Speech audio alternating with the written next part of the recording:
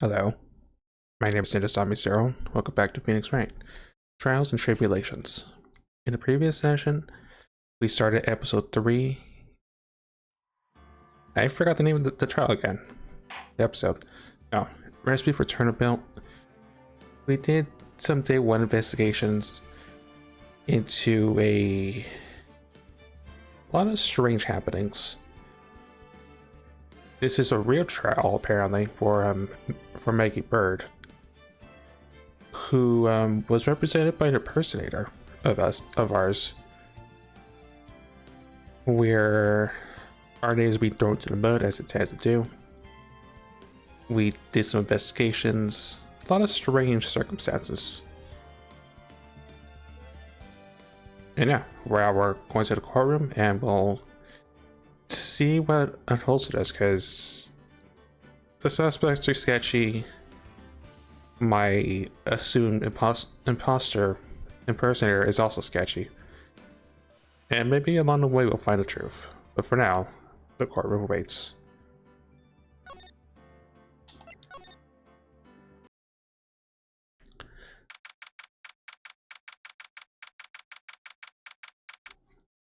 January 7th, 9:48 a.m.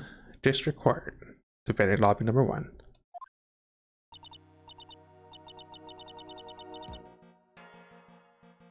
Oh, I see. Guess I should have expected this. Also, I'm gonna put the audio up a little, because I think it might have gone silent compared to past couple sessions. Let me do that real quick. Again, it's hard to gauge volume between when I'm streaming this.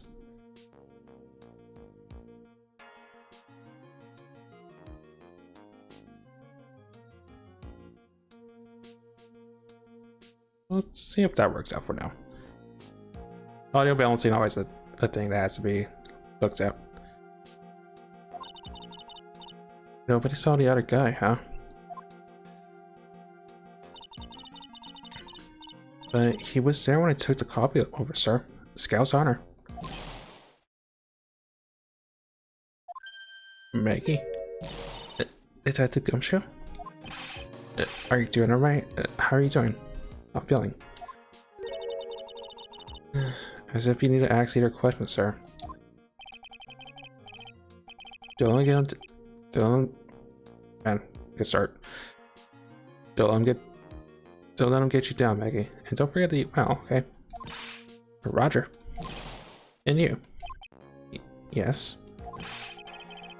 Better square this case right. Better square this case away, got it, pal? Maggie's innocent, you hear? If you screw up, then I'll be doing some squaring away myself. Squaring away some paperwork for your arrest. I think he's serious. Hey, detective, you're on our side for once, right? Yep. So you'll be able to help Maggie out, right?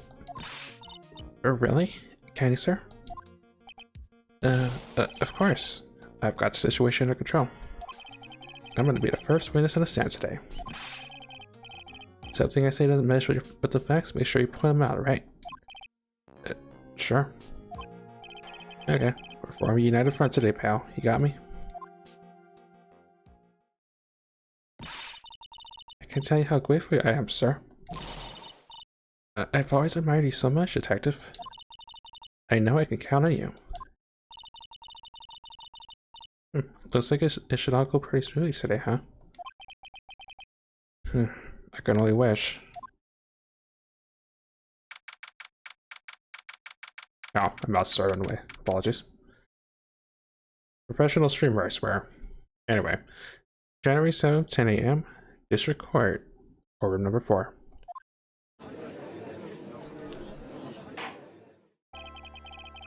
Court is now in session for the trial of Maggie Byrde.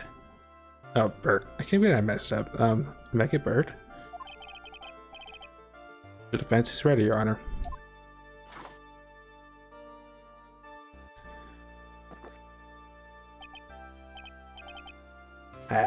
Better. Mr. Wright? Yes, Your Honor. Yeah? What's wrong?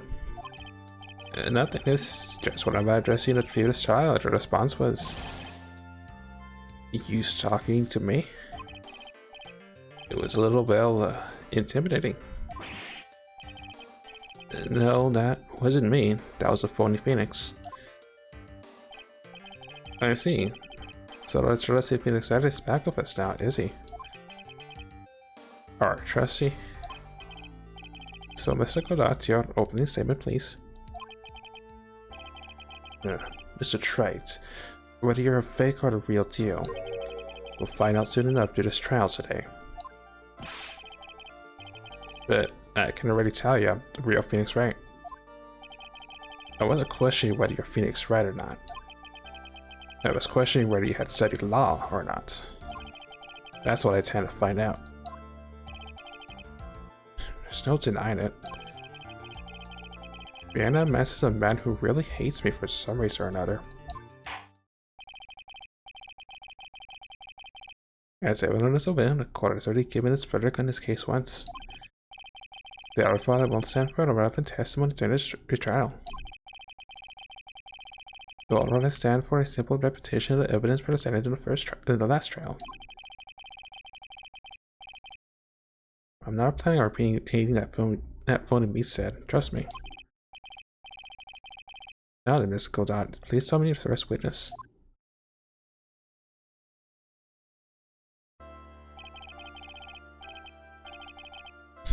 Let's start with the formalities, shall we? Name and occupation. The witness state your name for the court. Yeah. Sorry, sir. The name is Police Detective Department Detective. Occupation, Dick Gumshoe. Other way around, detective. Sorry. Anyway, I'm the officer in charge of this case since yesterday, sir. Since yesterday? Yeah, the guy who was on the initial investigation is tied up with another case now. Yeah, I hope Gumshoe's really got everything under control for everyone's sake. I see. So, Detective Gumshoe, would you outline the basic facts of the case? Yes, sir. The victim's name was Glenn Elk. He was a professional programmer. He was on the payroll of Blue Screens Incorporated, a local company. This is the victim's autopsy report. The court accepts this into evidence. Died of potassium cyanide poisoning. Time of death was between 1:30 and 2:30 p.m. And here are the floor plans of the restaurant.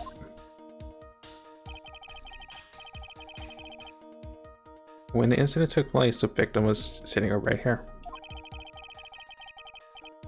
The poisoned coffee was brought over to him by the waitress. The waitress being accused? Yeah. The victim died from poisoning almost immediately after he took a sip of the coffee. At the time of the incident, there were 2 other people in the restaurant. Mr. John Armstrong, the owner and chef, and a regular by the name of Mr. Victor Kudo. It still seems to be a very straightforward case to me.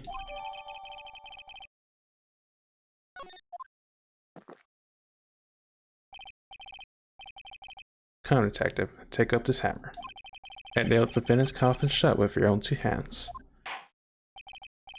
Now, Detective Gumshoe, let's have your testimony. Yes, sir.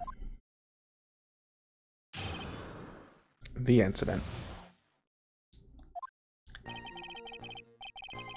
When the incident took place, the victim was alone at his table, sir. We understand that the guy, Glenn Egg, was listening to the radio at the time. Traces of poison were found in his coffee cup, and what we found was potassium cyanide. Stuff really packs a punch. And, it looked like Miss Byrde might have had, well, some kind of motive.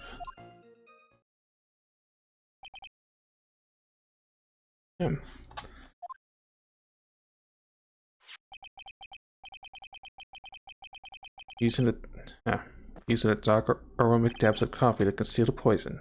Classy lady. Facts in this case seem to be ironclad. Mr. Light, I would ask you to be a cross-examination, but yes. Please, no intimidation tricks this time around. It's understood. I already told you it wasn't me.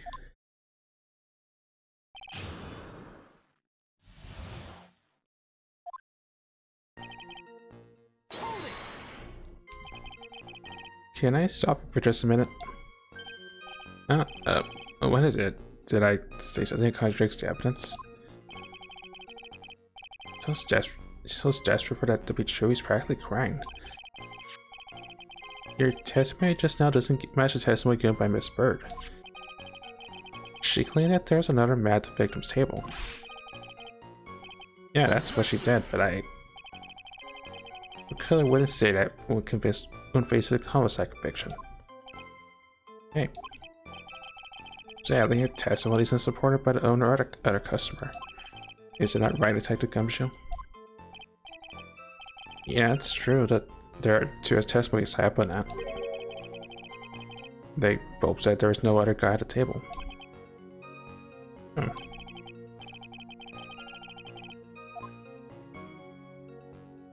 You know what? Sure.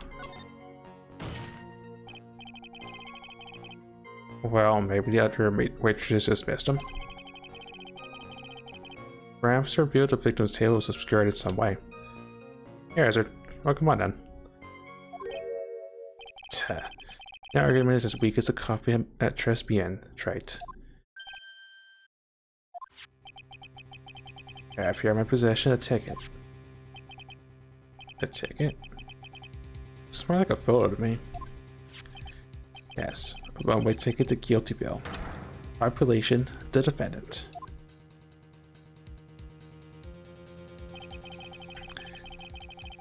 This is a photograph taken from near the entrance of the kitchen.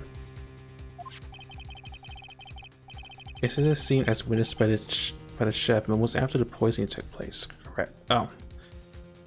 Is this a scene as witnessed by the chef moments after the poisoning took place, correct? Did the court agree that was such a clear view of the scene of the crime?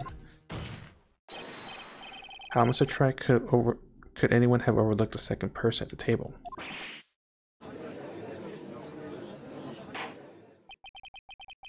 It certainly seems to show the victim's table entirely extremely clearly.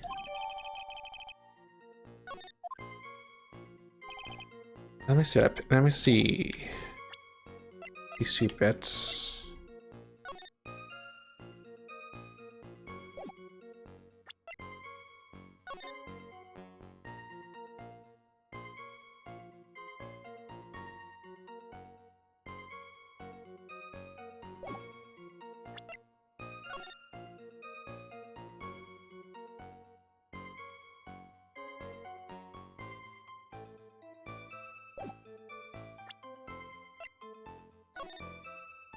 I mean, it's obvious you still can't see the entire.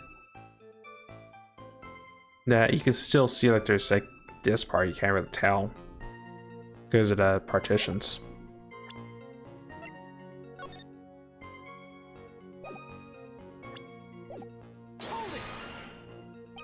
Don't look at me. Just scrutinize the evidence as I tend to do. He was listening to his radio, you say?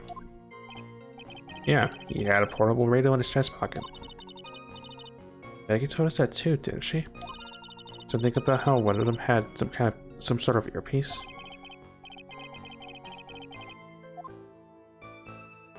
Yeah, when in doubt, press.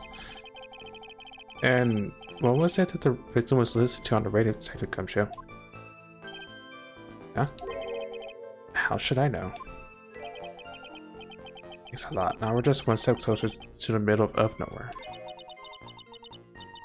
It's not going very well, is it? Yeah. Detective, can you perhaps tell us about the poison and how it was used?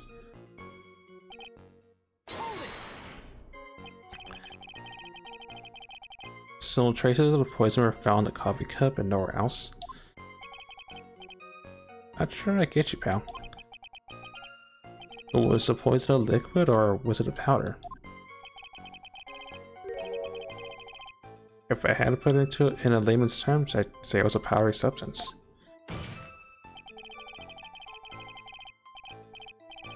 So the poison could have been in anything that was on a table: sugar, salt, pepper.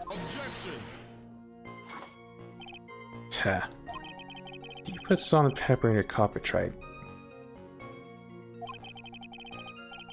The victim took his coffee black with no sugar. See, if the poison could only have been in the coffee.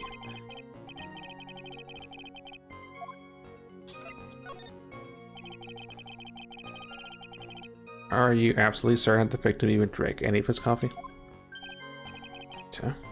What do you mean?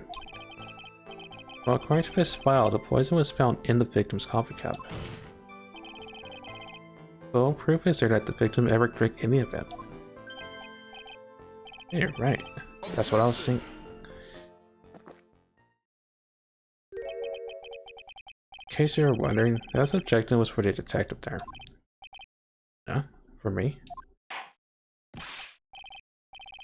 Oh, hey, you're right. You may be fooling the court, but I'm not falling for it. You have the time to waste, you have the time to present that piece of evidence. That piece, sir? Yes, that piece. Dot, dot, dot. What piece was it again?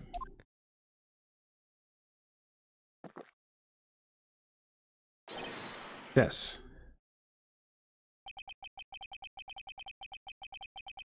Should I be grateful the coffee's only hot enough to give me first degree burns? Also, ow. Oh, now I remember. This is the victim's coffee cup. Yes, the victim's cup. Take a look at the rim. Oh yes, it's unmistakable. There's clearly a coffee stain on it. Conclusive proof that the victim did drink the poisoned coffee that was in this cup. The victim gulped down the bitter death that the waitress brought to him. Like this.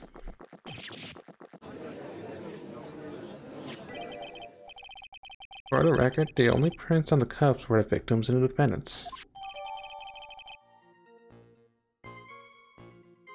Coffee contained potassium cyanide, covering the victim in Maggie's fingerprints.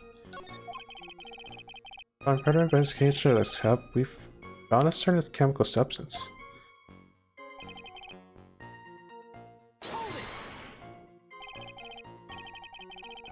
Potassium cyanide? I've heard that chemical before. Exactly how strong is this poison, Detective Gumshoe? It's, well, the stuff's lethal. Too much of your history. How much is too much? The lethal dose is 0.2 grams. That's about enough to finish anyone off. 0.2 grams? How much is that? You know when you swab your ears for earwax? Yeah, about that much. Earwax, huh? Sounds like something Gumshoe's got an abundance of. Yeah, such a small quantity of poison could have been concealed anywhere.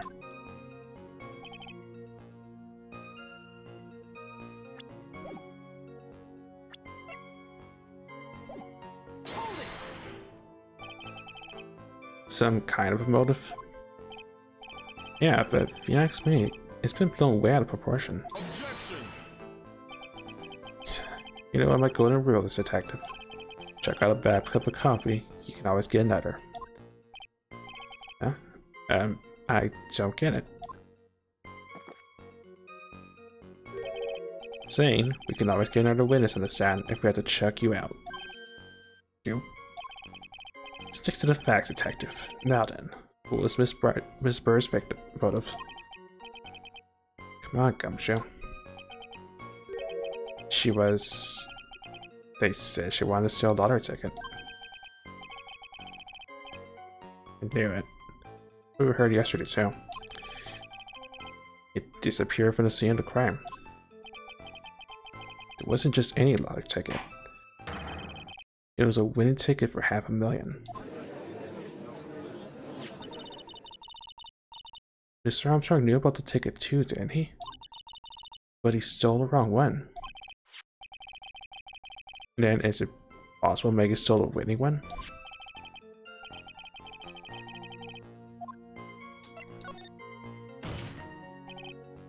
Wait a minute.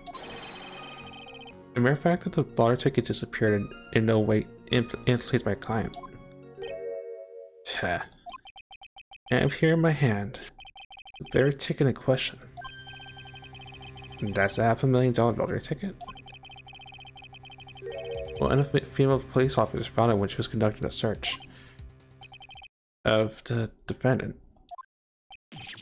Nani? Order. It's quite a lucky bird, our little waitress. We'll submit that ticket as evidence to the court immediately. Better keep an eye on that ticket. The way the judge's voice is quivering. Winning ticket for $500,000 found during a body search of Maggie. This ticket was presented to the court in a previous trial too. But it feels heavier now somehow. $500,000, you say? It's just a scrap of paper. What matters is where it was found, Your Honor. It's on Maggie's person, unfortunately. That's enough. As in this case seemed overwhelmingly clear to me. The defendant had ample opportunity to commit the crime in which she was charged. But it seems beyond reasonable doubt that she did indeed commit this crime. I'm like an old man who knows a score. There is also the matter of the $500,000 lottery ticket. That alone provides a very credible motive. I mean, for the sum of money, even I might be tempted to bend the rules. I don't mind old man who's weak to the center called money. It's not good, Nick. The evidence against Maggie is starting to pile up fast. And it's because the court has already ruled guilty once already. I'd say it's about time to wrap up this repeat performance. One final decisive piece of evidence. He's got even more evidence against Maggie? This is the apron the delightful Miss Byrde was wearing at the time. Oh, that's not the cleanest apron I've ever seen. Stain looks like... Can't be blood, can it? It seems the star of our play was a little flustered. Samuel spilled coffee on herself. That coffee? It's actually the first thing that caught my eye. Of course, the coffee stain isn't the most interesting thing about this apron. No, there's something else that stands out even more. Something else? I presume you mean... Of course, referring to the pocket. The pocket? A search carried out right after the incident covered this. Potassium cyanide, the very poison used by the killer, was in her apron pocket. A bottle of poison in Maggie's pocket? Yeah, and Maggie's parents were the only ones on it. Nani? Order. The court will accept these items into evidence. Worn by Maggie at the time of the incident, has a small pocket with big stains. This does not even look good at all to me. There's nothing so bothering me, Mr. Godot. What if you not explain the bloodstain to the court? Bloodstain? What bloodstain would that be? The police prosecutor, the blood color stain is smeared all over the apron.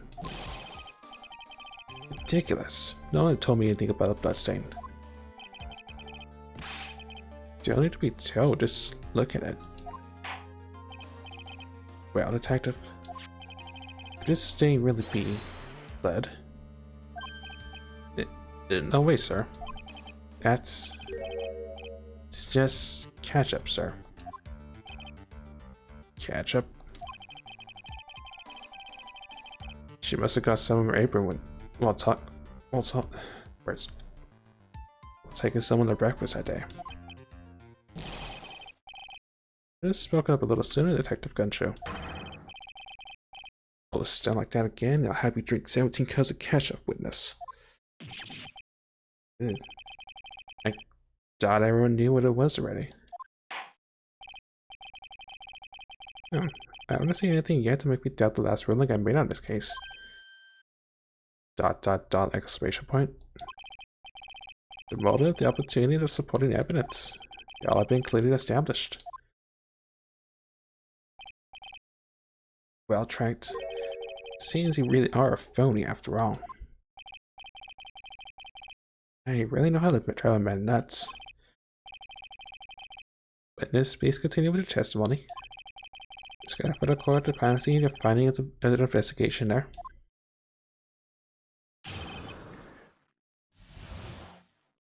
Now all I see is a bunch of evidence that's just trying to closer news on this case being over already. Crime was reported at 2:55 by a kind of scary old man, sir. Poor Maggie had passed out from the shock. It must have been really tough for her. Victims didn't have any identification on him. But we figured out who he was pretty quick, and the investigation went smoothly. Maggie was searched, we found a lottery ticket and the bottle of poison. And that was it. There was nothing else missing from the crime scene. He identified the victim and secured the prime suspect. Very good.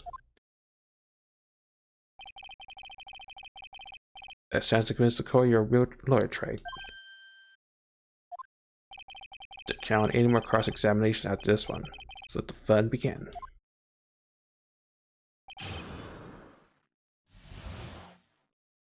Yeah, I'm starting to get the feeling I'm cooked.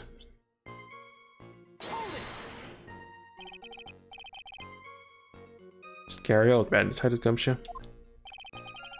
There's an old man who's a regular incident where the incident happened. Okay, so we're obviously talking about Kudo. Officer just smashed right after the report came in, but the old guy still made a fuss. It took you so long. Then he hurled abuse at me and seats. Seats. It was nothing. I caught each one with my teeth. Guess I even the mighty Godak can avoid being attacked by the guy. The old man was the only other customer in the place at the time. It took his time finding a payphone apparently, so he was late reporting the crime.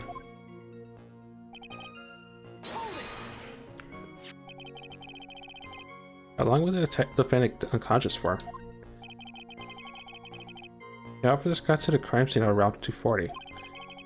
Meg was still out cool in the kitchen at the time. It took another 10 minutes or so before she came to. I would have liked to have been on the scene myself. I bet you would have liked to carry out the search too. Gumshoe plays. Professional detective Gumshoe, not professional bird watcher.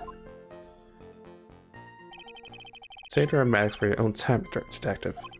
All we need to know about is investigation. Oops, I guess I'm pretty rare right now, aren't I?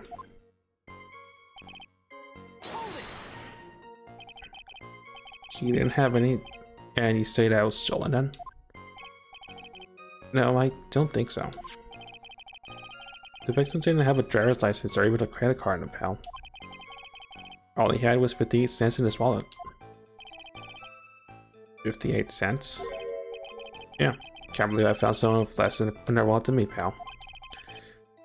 It doesn't sound like he was a thoroughly miserable young man. Some kind of outlaw. Why'd I give him a bit of an edge? Okay, I think I'm onto something here.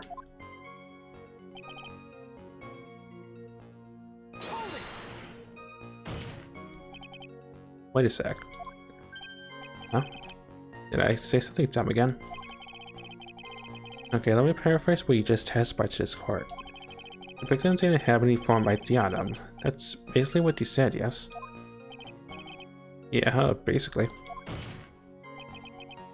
In that case, how were you able to identify the victim so quickly? Oh, that. So let down, he's got the whole sagging shoulders, the puppy eyes thing going. There was a prescription bag on the victim's table along with the lottery ticket. Seems Mr. Glenelg visited the doctor before he went to Tribulations. We got the victim's name from the medical records on the doc who prescribed the meds. That's a reliable enough source for the court.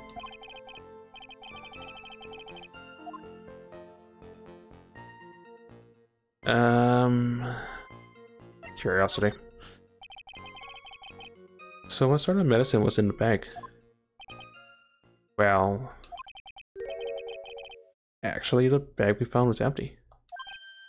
No? Yeah, completely empty. It was completely empty?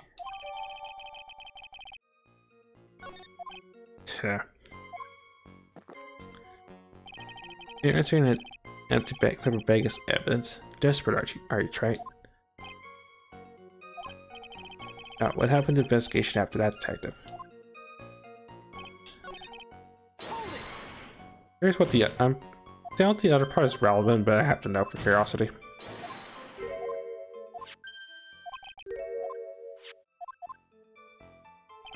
No, it doesn't count. Alright. But the defendant had been passed out for a while, correct? In that case, isn't it possible somebody planted the evidence in Maggie's pocket? Hey, you nailed it, pal.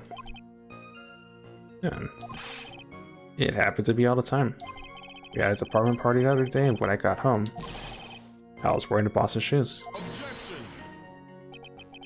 Keep up this crazy testimony, detective, and those shoes will end up down your throat.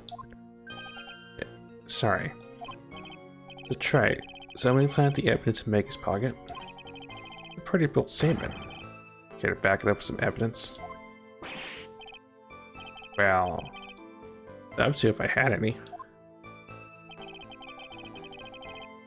It appears you have no evidence to support your theory, Mr. Wright.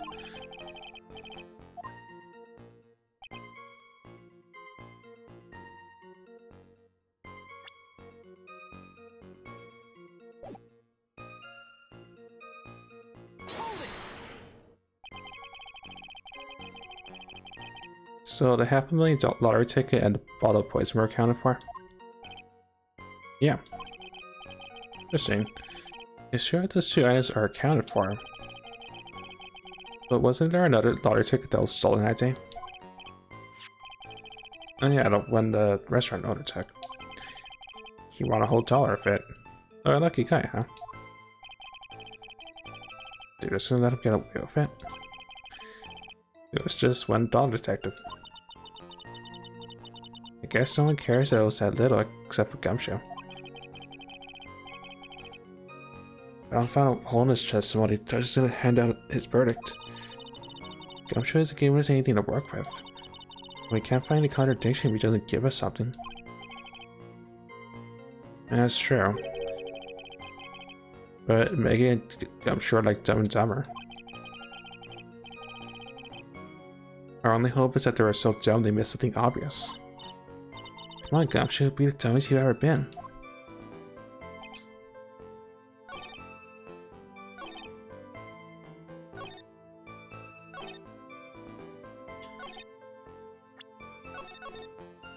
Has to be the last bit then, right?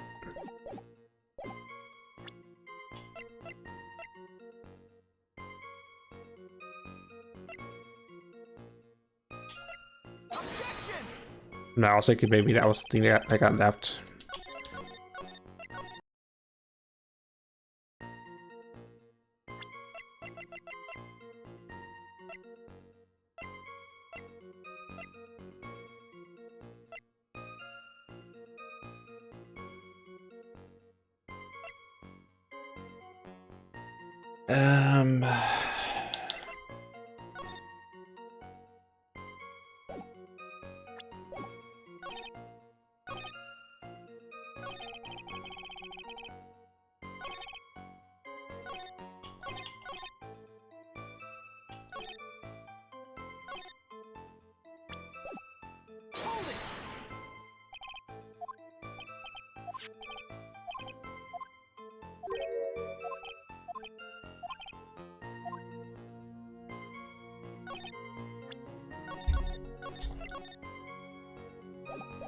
Wait, what did the thing say?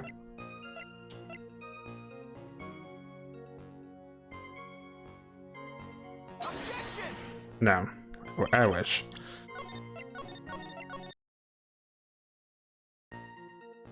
They didn't have any identification on them.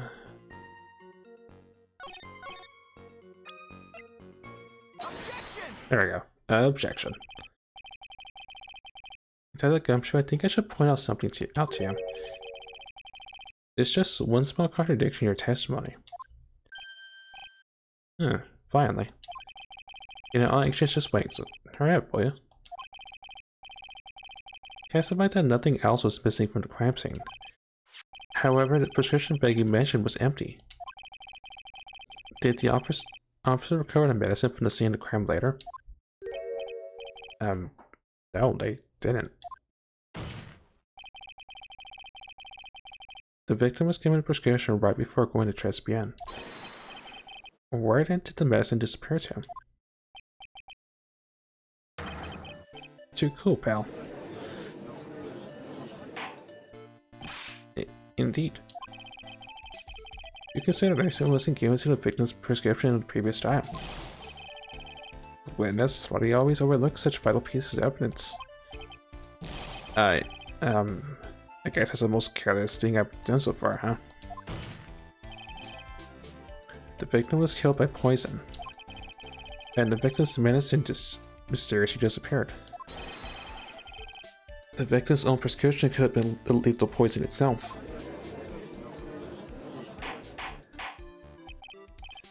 Order. Well, Mr. Godot, what do you have to say to that? Tch, that's all. Nani? Refer to court the name of the clinic, the prescription bag, if you will. What's the clinic's name got to do, if anything?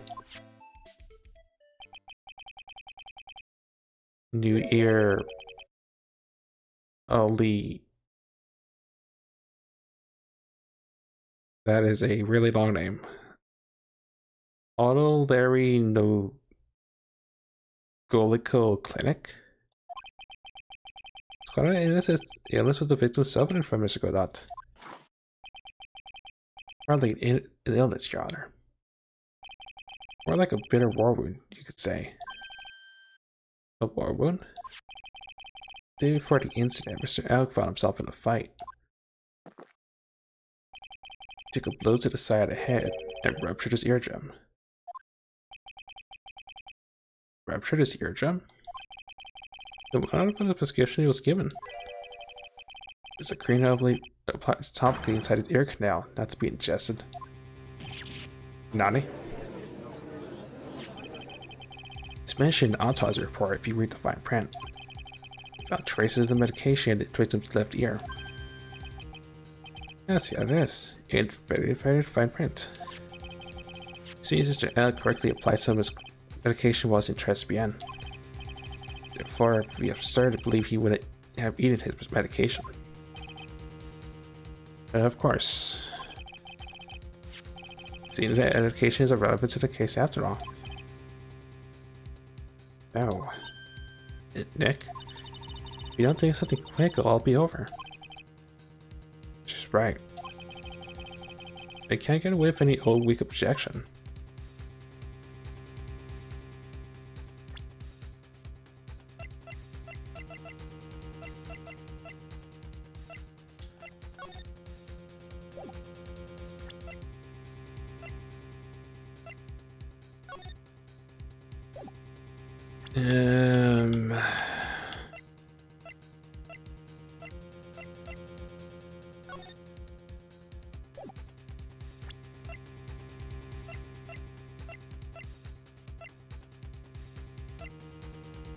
I'm pretty sure I'm walking into a trap, but I sort of have to question it.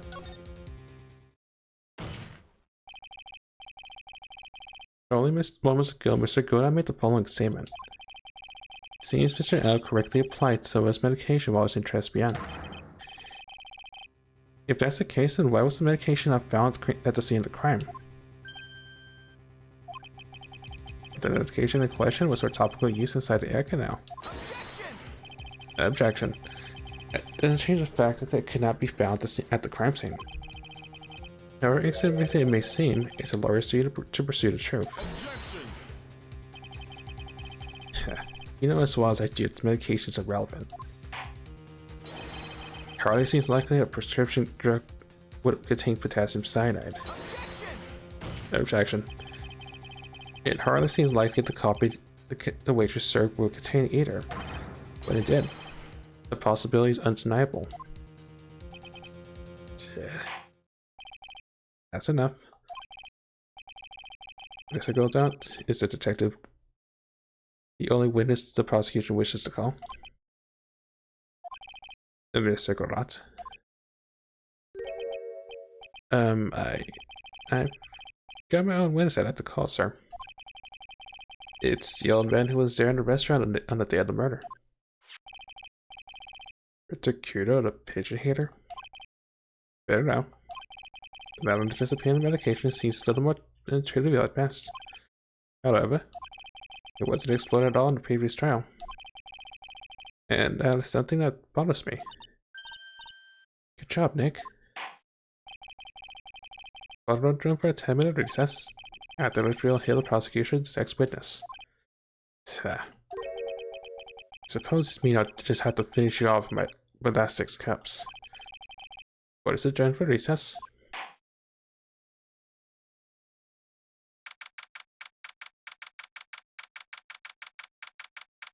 January 7, 11:03 a.m.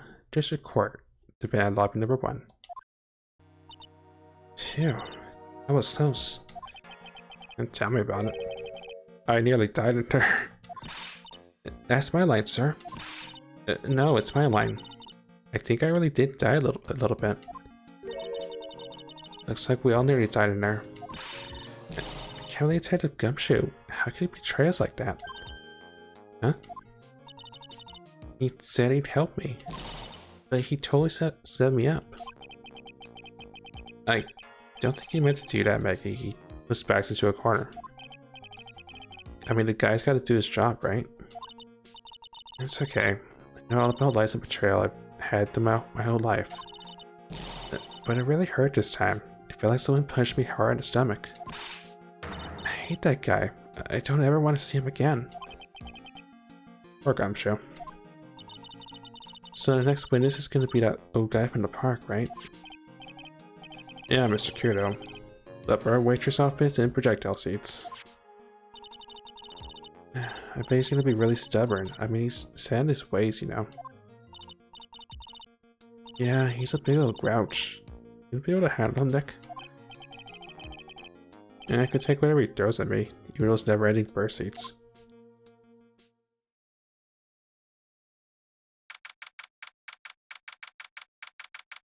January 7th, 11:15 a.m. Back to District Court, Court Number 4.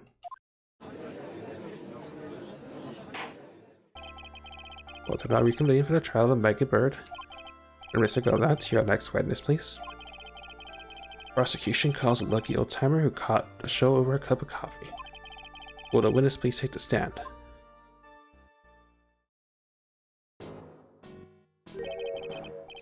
Name and occupation, if you don't mind. My name is Victor Kudo, born and bred in the land of rising sun. Honor, duty, and what make me. Mind you, I can be quite emotional at times too. Don't need to hear that, Mr. Kudo, just tell the court your occupation. My occupation? Listen, young. How much call you do you think there is for a Kabuto embroidery here? Kabuto embroidery? That's what I do, or did back in Japan. I embroidered family crests and kimonos. My ancestors were embroidering kimonos before this country even existed. Wow, a real craftsman. They're a dying breed. Hey, maybe you can embroider my costume sometime. Anyway, like I said, just no much demand for that kind of thing here. So I had to take a job working the cash register at Phoenix Wright. Pretending to smile. And that Byrde would have been better off putting him in the kitchen. Not a Now to witness, Byrde yet the restaurant at the time of the incident. Yes, I was eating some seeds over a cup of Javasino. Seeds? What did you sound, huh? Hey, see. So you saw everything that happened, Gramps. Did I? Oh, yes, I did. I saw it all. Please tell the court. We're all ears. Sure, I'll tell you. I'll tell you every last detail. It's really getting into this. What I witnessed. The young man was reading the sports paper. Servinger brought him a Javasino, but she put something in it. When I took him a sip of it, looked like he's in terrible pain and collapsed. And the servant girl, right there in the defense chair, remember her well.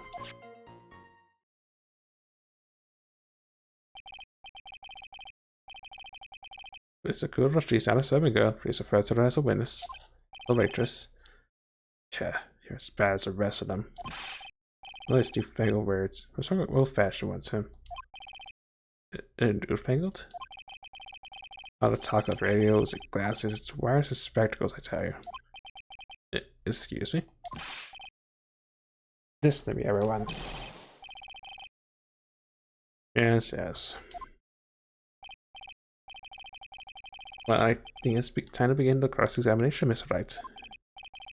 Yes, Your Honor.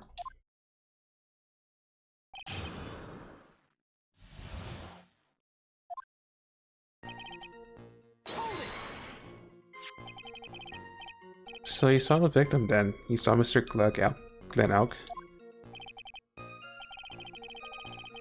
Whether I know if Guts and Braun retain his championship or not. So you look at the sports paper the victim was training. Yeah. And it's a location in question. There are partitions between tables on the same side of the restaurant, right? So if there, if we say you could see the victim, that means you were sitting at a table on the other side of the restaurant, correct? Yeah. And go to that place at drink Jappuccino. I don't go to sit. I don't remember which table I was sitting at. You mean you go there to eye the waitress?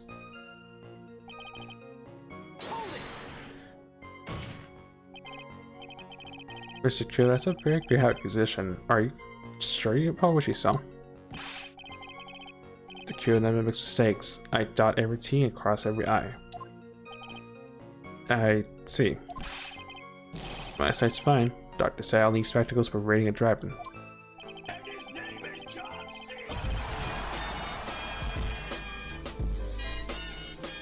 Also, image John Cena's imminent because Rose here first.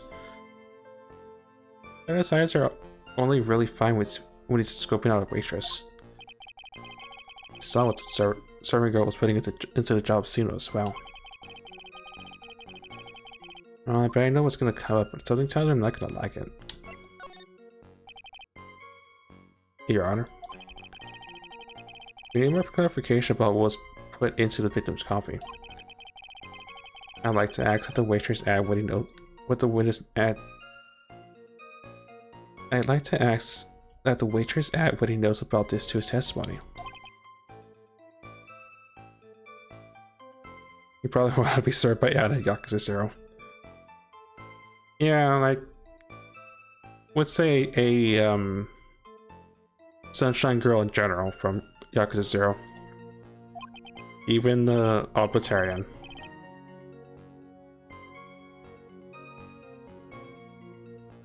Don't mind me, I'm just questioning life choices.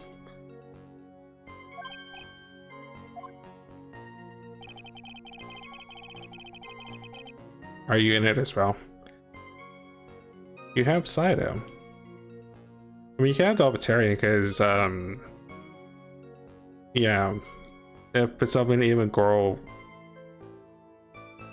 that Girl-chan can't handle, then, well, it's all yours.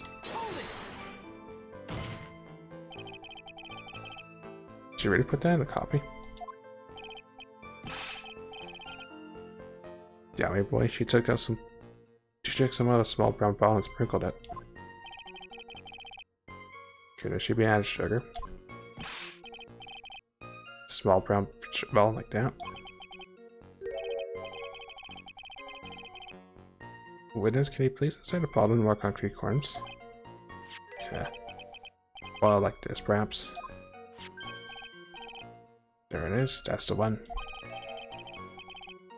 A bottle of potassium cyanide, I presume. So what did I accuse putting in the coffee? I think it's clear, don't you?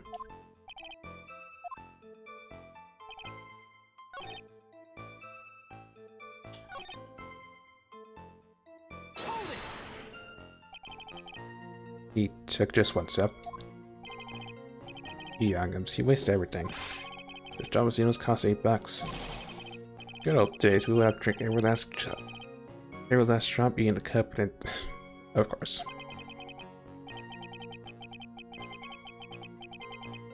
Congratulations, you earned the title of baddest man to ever grace a courtroom. So is immediate death. Oh, potassium cyanide, I suppose that's possible. As he stumped over ever so much of a twitch.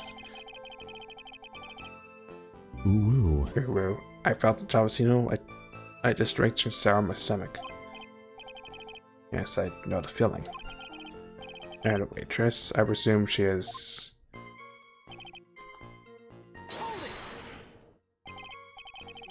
He said I remember a wrong reference to the waitress.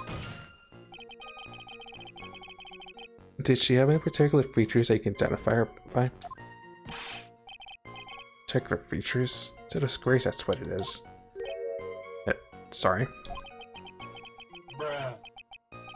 Bruh. I mean, you can see all the way up to her, you know. Objection? So the particular feature you recognize about the waitress is her outfit? But anyone could wear just a uniform, you and me. So tonight, please bear the code of any further mental anguish from that image. Get how excited, Nick. You gotta keep it yourself together. Okay, I guess I got a bit carried away. There are other things I recognize about her too. He's pretty sure. Sure, he saw a waitress take the coffee over to the victim. But what matters is whether that waitress was making Byrde or not. Right? Is it cool these other features you recognize about the defendant? I would ask you to add them to your testimony. Sure. Hey, yo? Okay. The one part of the testimony that really cares about the waitress. There's a ribbon in her hair and her apron straps were loose.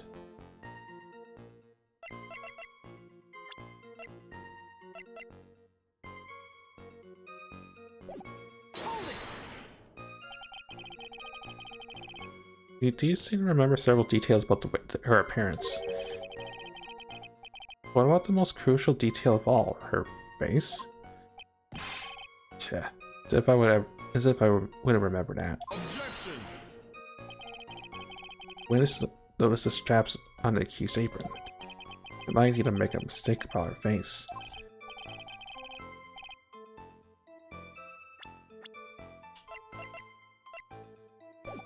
That's right. I gave her to cover of the ribbon in her hair. It was red. Apparently Ashraf is still traveling, but he recognized that this mysterious prosecutor that's Godot is important, and he is the prosecutor that is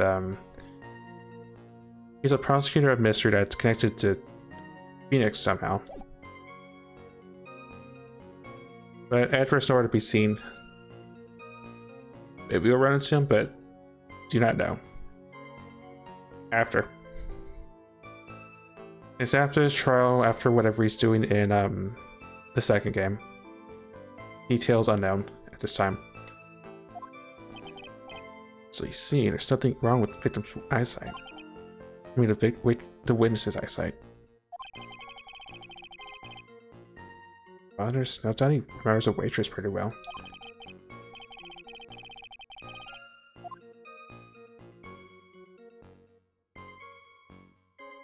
About the straps. Mr. Kudo, you seem especially interested in straps. Why is that? What? The ribbon on her hair, the straps on her apron. What's the fascination? Fascination? Objection. People have all kinds of fetishes, right? We don't need to embarrass the witness. This young upstarts. I haven't got some sick strap fetish. No. Is there any evidence to the witness in each of the straps, Mr. Knight?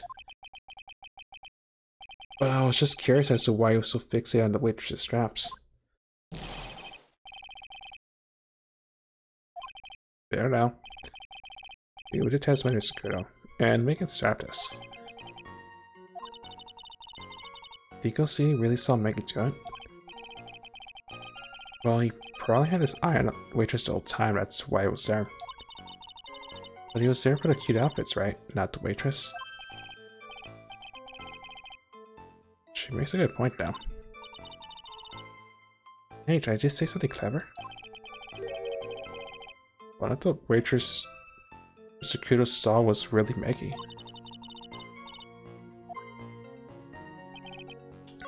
I don't know what the last detail is then.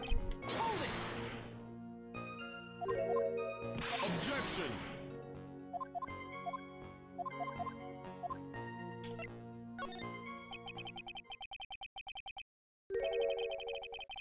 The identifying feature you described are all things you will see from the back. So what?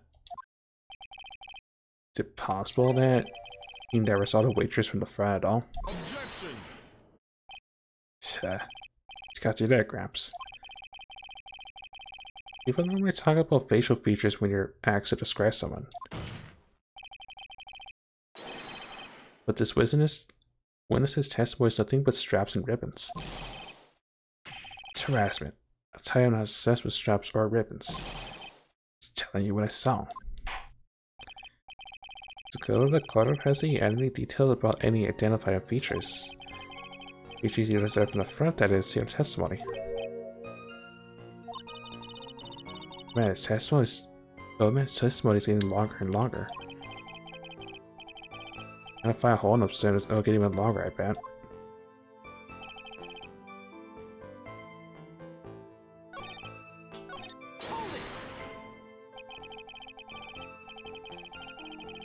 He didn't find anything to be distinct, but he did clearly see the witness's face, yes? No question about it.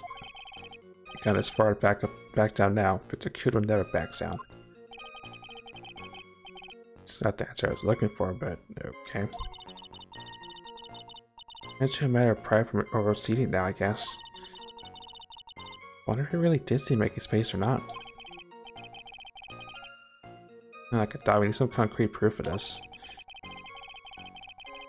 Proof that the old guy didn't see the waitress clearly from the front.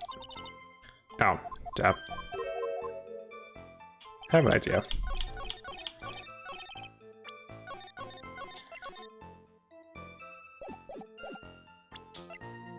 Objection. Objection. Also water.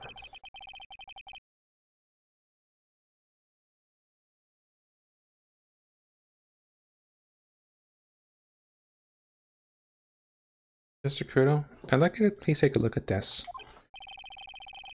That filthy thing with suit feel like you. It's like hurts. The filthy thing with suit feel like you just perfectly. Actually reminds me of my grandson looks like just after he's done eating. Have you ever seen this before? Of course I haven't. You ever hear something as sturdy as that, huh? Wow, you half-witted clot. Dot dot dot. Dot dot dot. Multiple dots. What is it? It was I said you half-witted clot. There's been an eerie science in there. Mr. Kudo, this apron. His apron won't ready to fail on the date of poisoning. Yeah?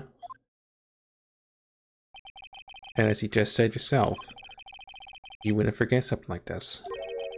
Which means, if you really seen the apron before, yeah, you know what I'm getting at. You could have possibly seen the waitress in the front. Oops. Witness? You can't just oops your way out of this. Well, well. It's like we finally have a genuine trial at our hands. Dot. Listen, Trey. Here are the facts. On the day of the incident, there's only one waitress in the restaurant. That being the defendant, Miss Byrde. Exactly. And when that one waitress put the poison into the coffee cup, this guy was watching. Now you can understand the gravity of the situation, Mr. Kudo. But you the defendant may rest on what you say you don't remember seeing. Tell the court exactly what you saw, Gramps. Rely on me, Captain. My knowledge is in perfect working order. Can't remember a single occasion when I forgot what burger a customer wanted. Can't remember? Probably more like he messed up so many times he's blocking it out. Better now. Let's test about just how good your memory and attention to detail is, Mr. Kudo. Tell us what you remember about the victim. About the victim.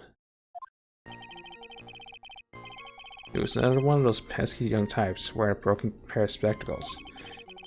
He had a newspaper in his right hand, and the noisy brat kept rustling his pages. And when he was listening to the wireless, he remembered that well. Then the servant girl in question brought over the cappuccino.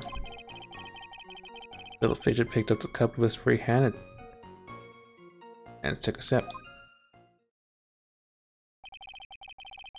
What we had heard was to test how credible the witness's memory is. It seems to me that he remembers the victim in a great deal of detail.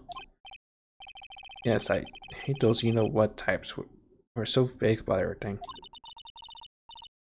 How are we gonna handle this, Nick? We only need to do one thing. Just to prove the old man's memory shot. Just trip him up, you mean? Isn't that kind of cruel? But it's what I do best.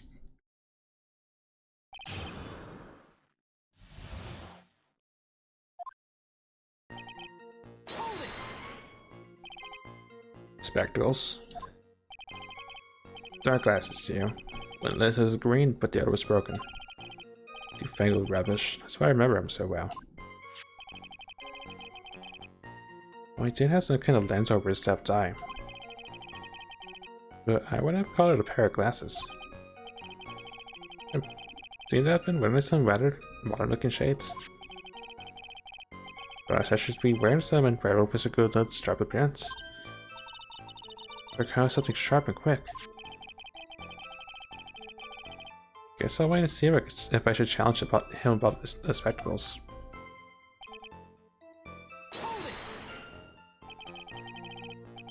The newspaper was a sports paper, was it? Young Cooligan. Yeah, the accident can't just even read without fidgeting, huh? I was supposed to be able to read the back page with all the wrestling going on. To find out if Gus and Braun retained the championship title. No, it's his paper, not yours. Why did it note so bad? Why'd you just buy your own? That's how you judge me. Ow! Well, Gus and Braun got beaten yesterday, by the way. Anyway.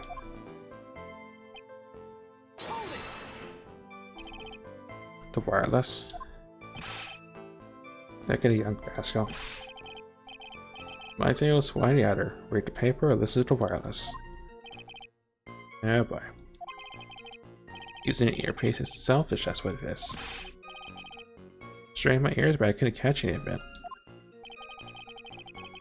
Did Dad desperate to listen to the radio? How dare you feel sorry for me? Ouch.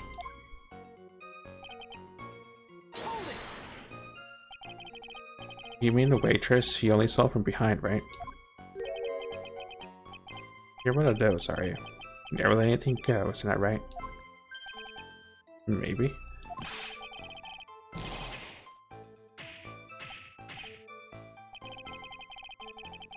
Well, I better not push it until I got some hard evidence.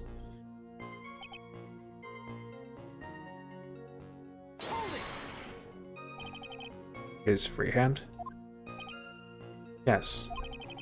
Which hand was that? Where should I listen to for cloth ears? I said he was wrestling the newspaper with his right hand, didn't I? His free hand was the right hand, and what is it?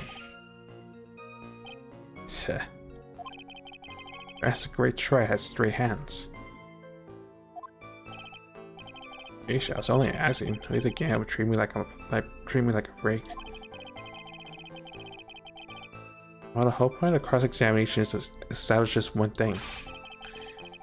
This guy's memory has more holes than a slice of Swiss.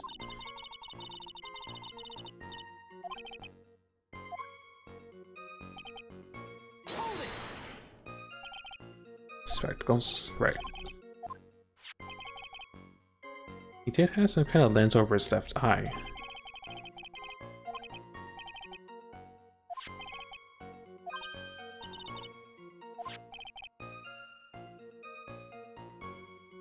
I could challenge him about the spectacles.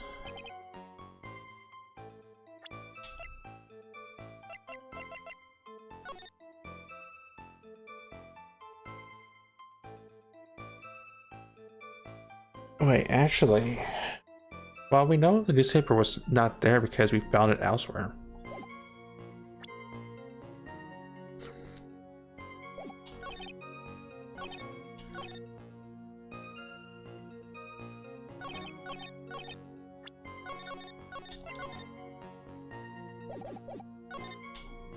I have an idea.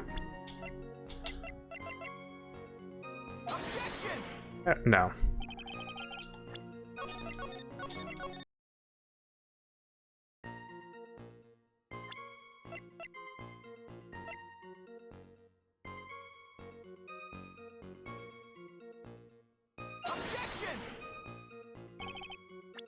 It's gotta be the paper then, right?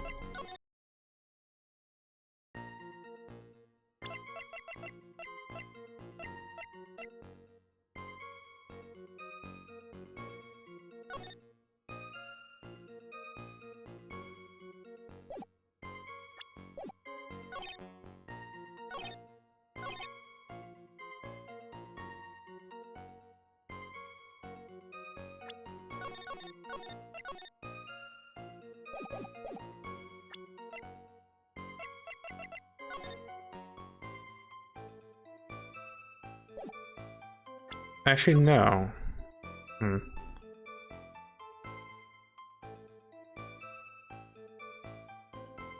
He picks it up with his free hand, which would be, wait, his left hand?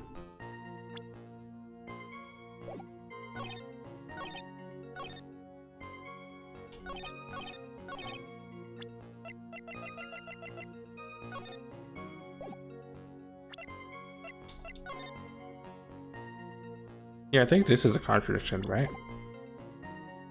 I said it wrong.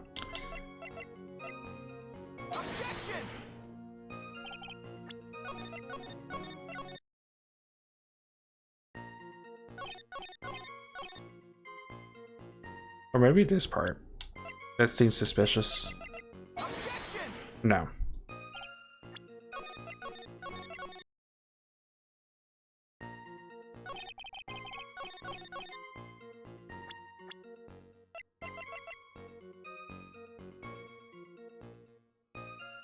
His left ear was ruptured the day before the incident.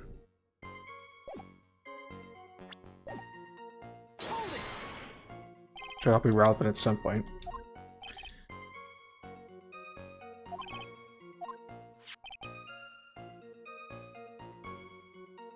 I guess that kind of lands over the left eye.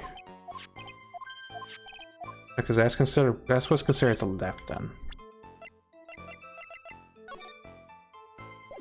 Oh, we can't see his face, so that's relevant, I guess.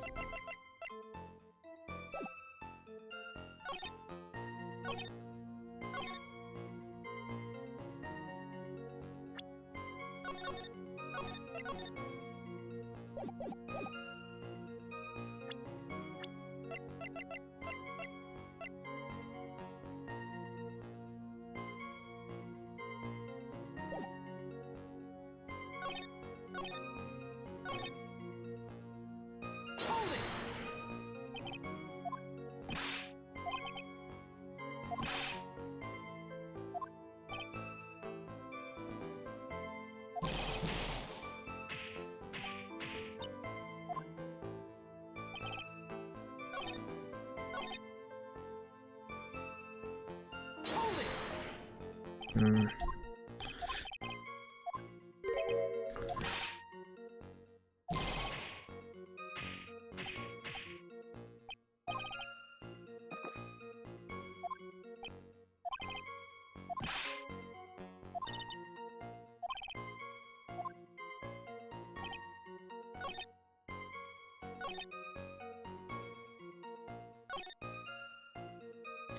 It has to be what I think it is, which I'm not sure what it is.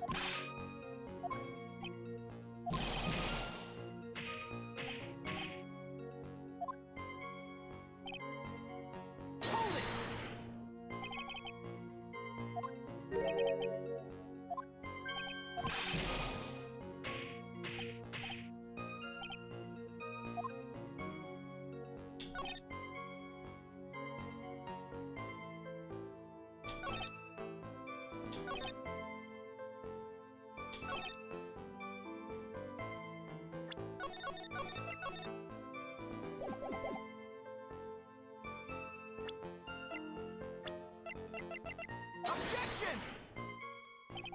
No. Not really sure what I'm looking for exactly.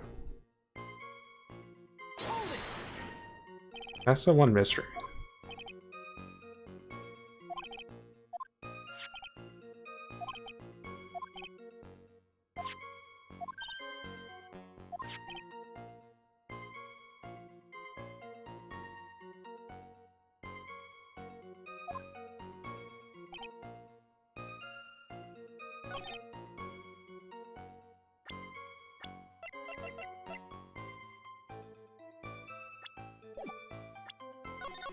Maybe it's just the radio?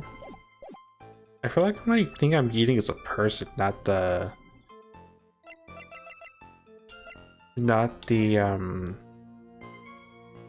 anything else. Objection!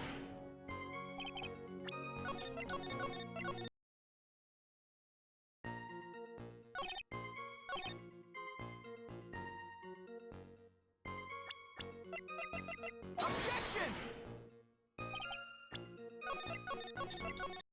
Maybe not.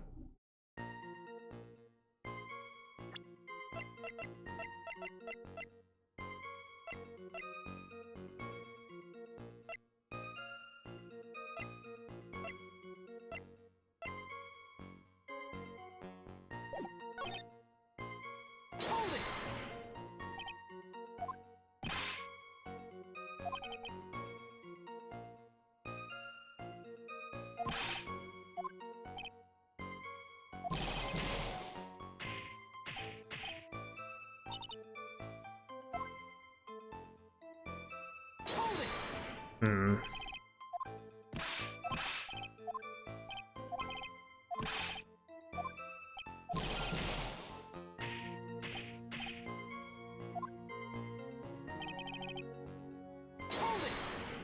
But the only thing I could think of is he's has to be behind where the victim was at. They couldn't see a thing about this.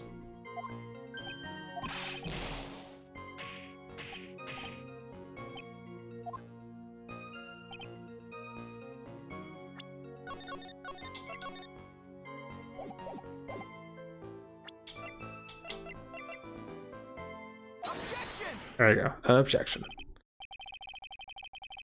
Mr. Kuno, do you remember what you were told at the start of this testimony? That this was a way of testing the credibility of your memory? So I know. There's something wrong with my memory, I tell you. Nothing. If I got anything wrong, I'll eat those seeds and sing the pigeon song. You can't tell us where this is going, right? Well, according to Mr. Q, the victim was holding the paper in his right hand, while trading a copy with his left hand, with his free hand, which would make that his left. What is this, kindergarten? But I would like the court to please take a look at this. That's the cup the victim used, correct? Yes, on the rim you'll notice the mark left by the victim's lips. Yes, there's a stain left by the coffee. If you consider what a stain is, you'll clearly see the victim was holding the cup in his right hand. But how? Oh, Mr. Kudo. Of course, waiting for your epic performance. He said he'd eat those seeds and sing the picture song.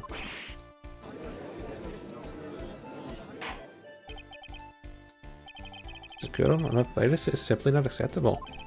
I think the witness had better go back to the park where he came. Wait. I think I'm gonna stand there and listen to you. Listen, you tell me I'm mad. You're wrong. I care about the dirty coffee cup. I know what I saw. You're still assisting in the testimony? Brad was holding the cup in his left hand. Yes, no question. I'm a good law-abiding citizen, I am. That dead young hot body, you spiky-haired yahoo were a fault. Who, me? Let go, man. You've heard quite enough of me already. Call me all mad, old man. Been around for 68 years, I have. You can't ignore me. As I roll my eyes. I'm sorry, that's good, but sure, why not? Why not hear a little more?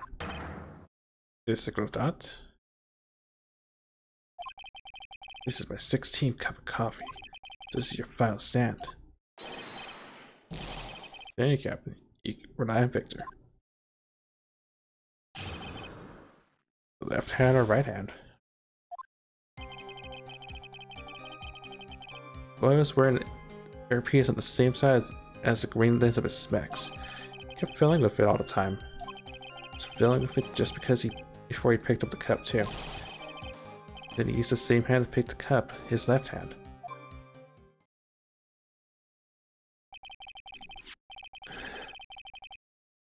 I'll be noted the victim was wearing an unusual monocle over his left eye. Was it a monocle, Your Honor? It was a small computer monitor often used by programmers. Good, of course. A monitor? You mean like a television screen? Inside the lens is a screen that displays computer data. It's called an HMD. It's a common tool in the victim's line of work. DTV, DVD, CD, all this newfangled letters drive me mad, but they don't matter. I know what I saw and I'm telling the truth. Sure, we don't seem to be lying.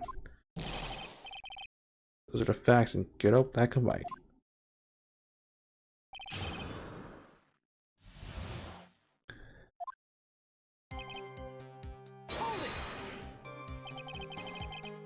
So the victim was wearing an HMD. Doesn't matter. It's none of them actually, but anyway. And he's sure he was wearing an earpiece on the same side? Good question. I can only see the side of his head from where I'm sitting. Well, it's obvious if we're looking at the floor plans.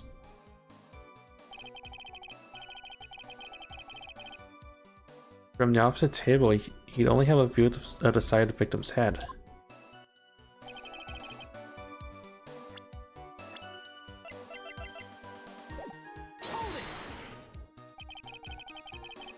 Seems you kept an eye on Mr. Glen Elk. It's getting on my nerves. Aside newspaper filling with his earpiece all the time. Then he went and made on that first dine over at one simple Cappuccino. Why did I say to him to calm down, young brat? The second it made me suddenly speed up my eating, I would have choked. Okay, so I take it the victim was a walking ball of nervous entry.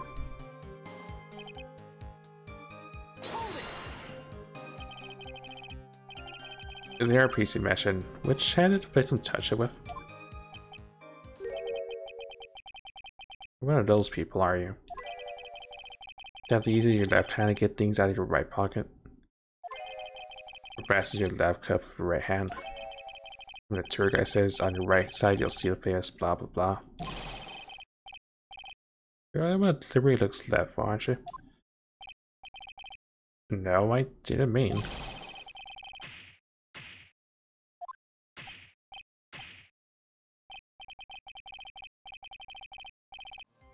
So if we had the HD on the left hand, it'd be his left hand, I guess.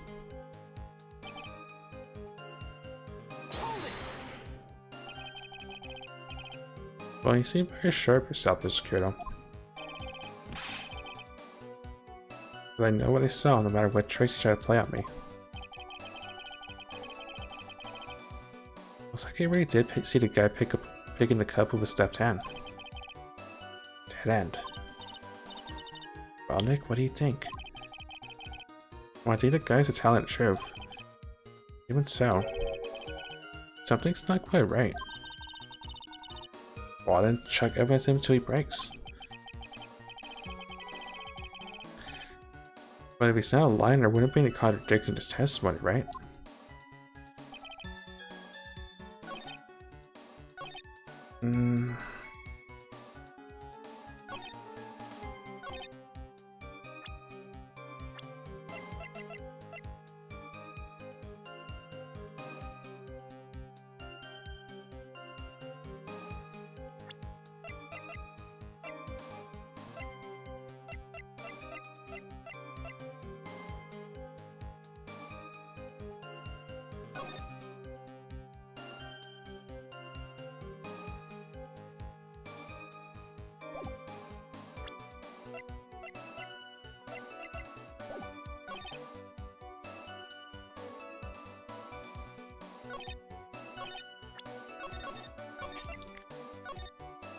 I feel like where he's sitting is a wrong detail.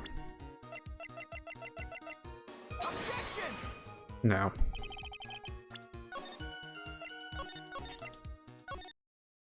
Or maybe it's as simple as just eating the same cup at him. Objection! No. Objection!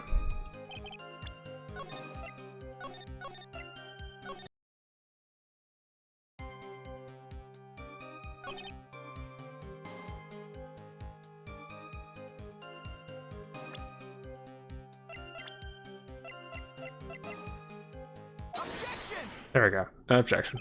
Gotta be something that. Gotta be that face at one point. I'm not sure what the relevance of this is, but. Sakura, there's something very strange about your observations of the victim. Nani? Say he was wearing an earpiece on the same side of the HMD. Question. You can lock me up if I'm wrong. It was definitely without a doubt. I can only see that side of his head from where I'm sitting. I don't think so. What did you just say? Well, you're no doubt unaware of this fact, Mr. Kyoto. But the victim couldn't hear with his left ear. His eardrum was ruptured. Eh. Traces of medication for his condition were found in his ear canal. Right, so possible the victim was wearing his earpiece in his left ear. Because he couldn't even hear in that ear. Is that true, Captain? It is. Pigeon. Pretty pigeon.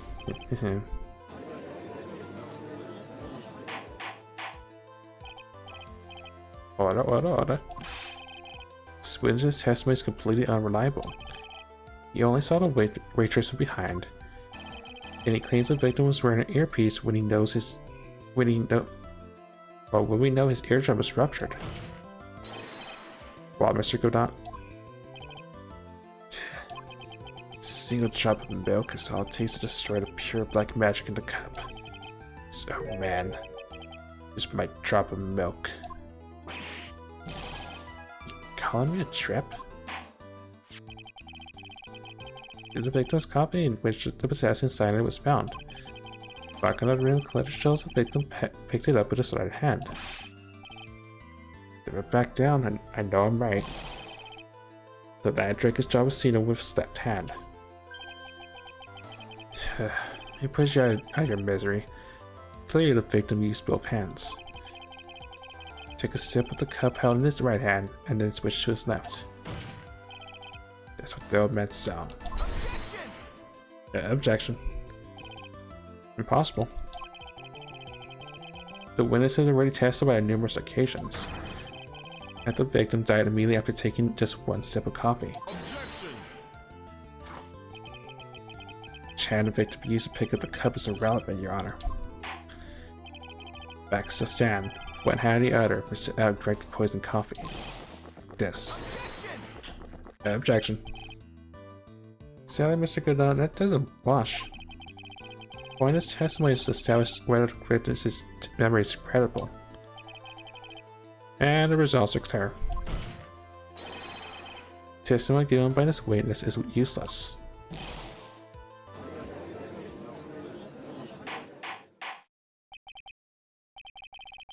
I believe it is time to conclude today's proceedings. Satisfied that this witness is not deceiving the court. But to be frank, his testimony is a farce. Not to be so frank. I tell you, prompts are so foggy. So I'm Mr. Goodall. You can't reach me if I'm up here. I'm ordering the defense and the prosecution to investigate this case further. That is all for now. This court is adjourned.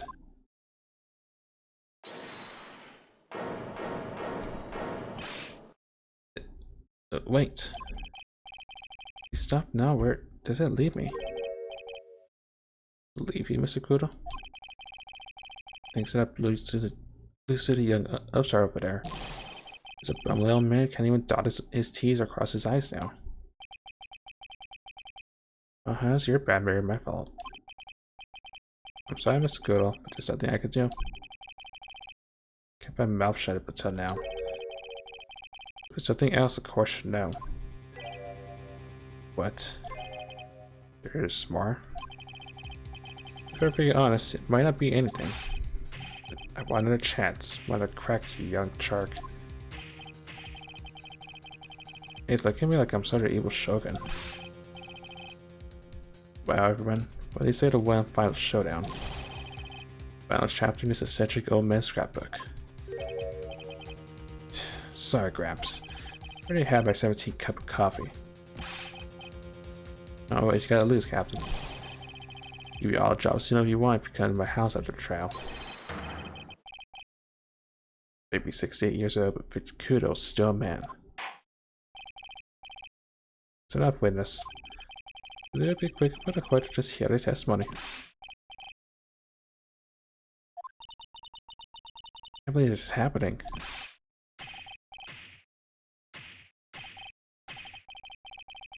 Okay, get the picture. Stop throwing those seeds. I got coffee thrown at me earlier. Gotta be some sort of infinite ammo code for with that box of seeds. Final showdown.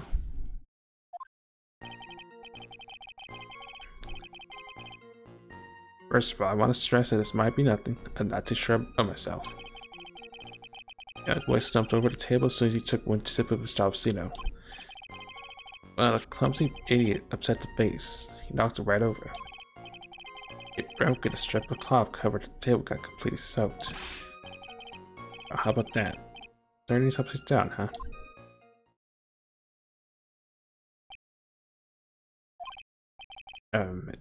Is that all?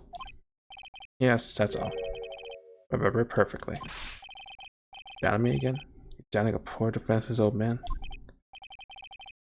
No, they're not downing you, Mr. Goodall. You get the feeling there's a question hanging on everyone's lips neck? Yeah, so what? Probably.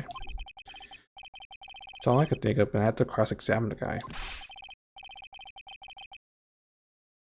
Your brain, that's what all you could think of. Better now, Mr. Wright, your final cross-examination, please.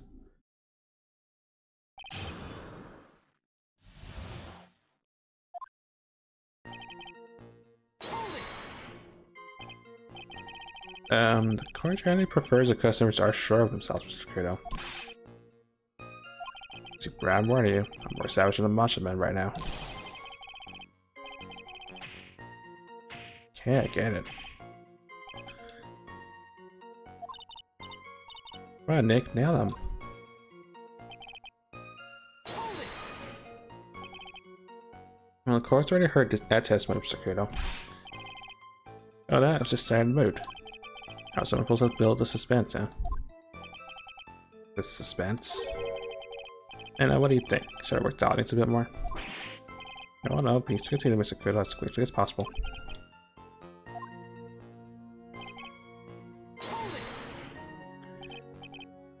Vase, you say?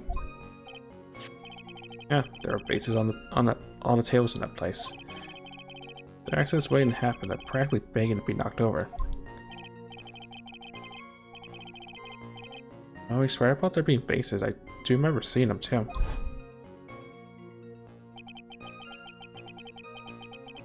There was a vase on the table when I ate lunch there. And he saw the moment when the victim actually knocked over the vase. Well, it's hard to say. It's a bit unclear. How do you really define? Okay, I get it. I heard it break and the side of its burned into my memory as clear as day.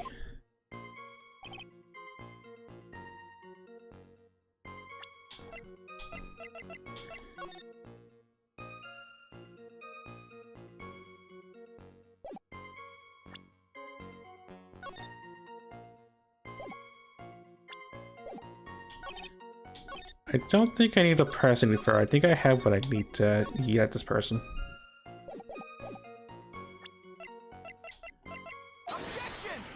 Objection. Mr. Cradle, this is a photograph of the crime scene. So what? Well, look carefully at the table. The vase is there, intact.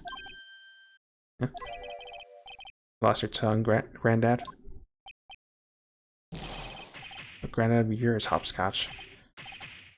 Ow. Enough. Don't let any more seeds in this quadrant. The cleaners will be here all night. Yeah. What is it now? I just remember something. Yes, go on. A broken vase? Oh, it was on my table.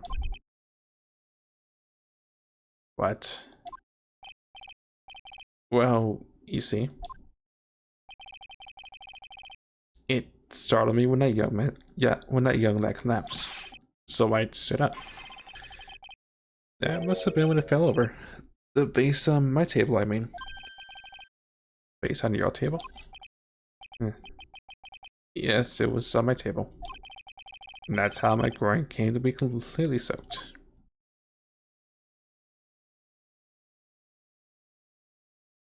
Bruh. That's all I had to say.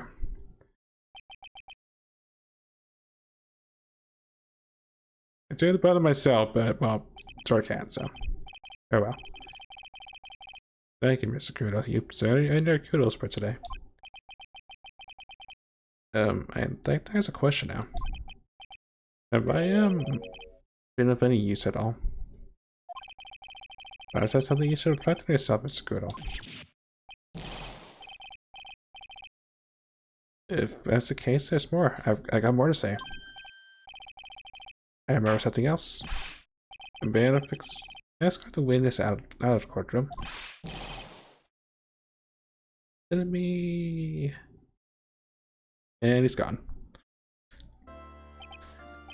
Well, Dean, I've been considerably sidetracked, but I'm still not in a position to deliver a verdict. The defendant has not been positively identified as the waitress in question. Additionally, there are two discrepancies in the testimonies we have heard so far. Testimony? Right, the mark on the coffee cup that the victim supposedly drank with his left hand. An earpiece was inserted into his left ear, out of which he couldn't hear. Wow, like he did it. It therefore required both the defense and the prosecution to further investigate the facts. Yes, Your Honor. There's one more thing before I call today's session to an end. One more thing, Your Honor. The witness we just heard from He is most insistent that his testimony should be of use. So he summarized it accordingly into the statement. Okay. You may each have a copy of it if you wish. Whatever. Prosecutor didn't need props like that. Thank God, that's really mad, huh? Yeah, I would be too. I don't know. Here you are, Mr. Wright. There are 3 copies. My own, yours, and Mr. Godot's. Yes, Your Honor. When the incident occurred, I broke the vase in my seat. I'm sorry. Pretty sure it's a haiku. In haiku form by Byrde. I'm sorry. Don't piece of testimony, more like a 5-year-old's apology. What the heck are we supposed to do with 3 copies? That is all. This court is adjourned. To be continued in a few minutes. Okay, I'm gonna step away for a few minutes to actually sip some water and get back to the swing of things, but we will continue. And I guess we'll be continuing to investigate, so I'll see you in a few minutes. Gonna run some pro ads so people don't get any more ads coming in. Yeah, we'll be back in just a few, so see you guys then.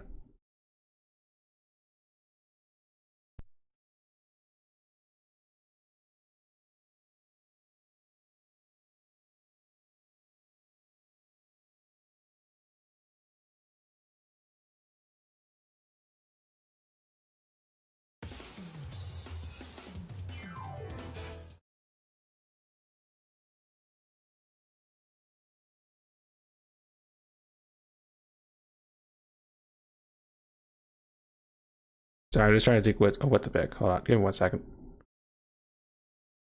Oh, Mr. Bones. Alright, now I'll see you in a few.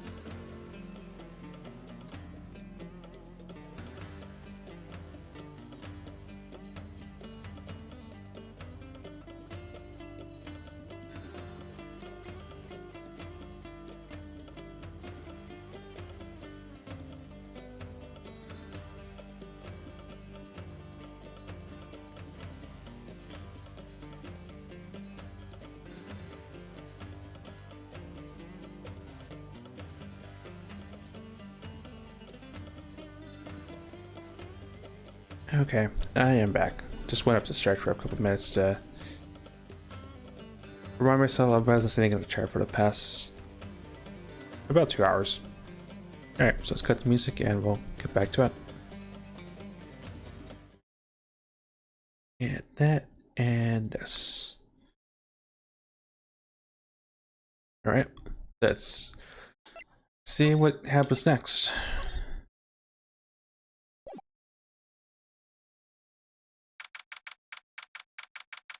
January 7th, 12:52 p.m. Radical Law Offices.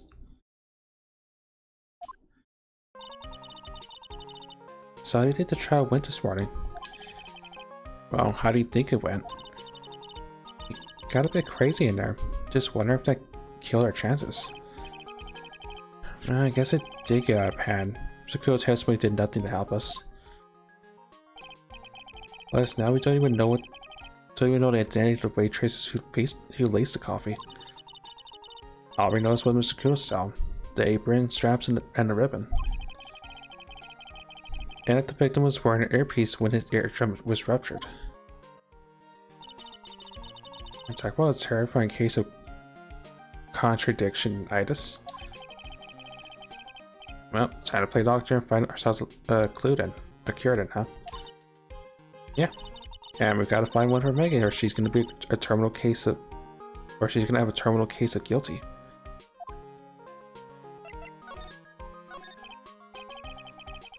Well, I'm at a loss, and officially at a loss as to where to start. Yeah, me too. Let's try some brainstorming. You go first. Well, I guess we should try to put Mr. Kudo's testimony to some sort of use. Yeah, that's true. We need to figure out the identity of the waitress and who the victim really was. Somehow I think the key to this case has got to be at Tribulations. Well, let's go back there and check it out again. We should drop in on Meg and see how she's doing too. So, anything on your mind? Actually, there is something. I was wondering about Xeno, you know, like what he's like and stuff.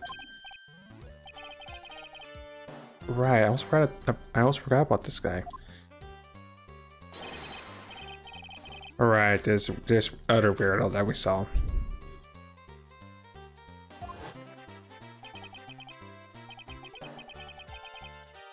I have a feeling he's our imposter based on what I'm probably seeing by his dialect. And the fact that he's saying he's Phoenix Wright.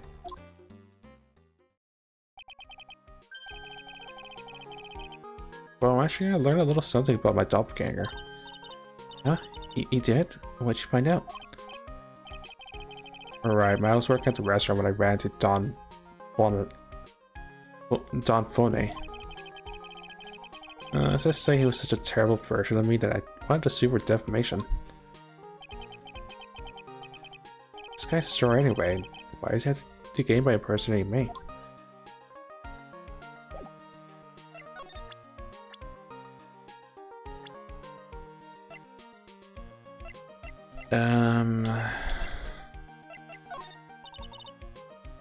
Maybe I should try a lottery sometime too. Sure, why not? You get the jackpot, you could win $500,000. So, what are you waiting for, Nick? Buy one. The lotteries are taxing people who are bad at math. Fine then. At least I can add to the newly renamed passive wealth. I have to call her later and have her add buy lottery tickets whenever possible. Alright, I'm not a case. Let's go visit Maggie, I guess.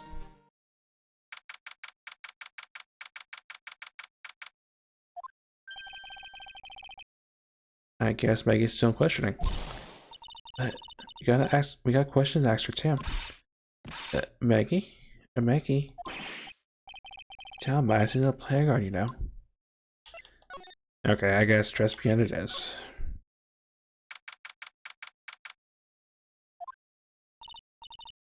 Yeah, empty as usual. Yeah, it's lunchtime too.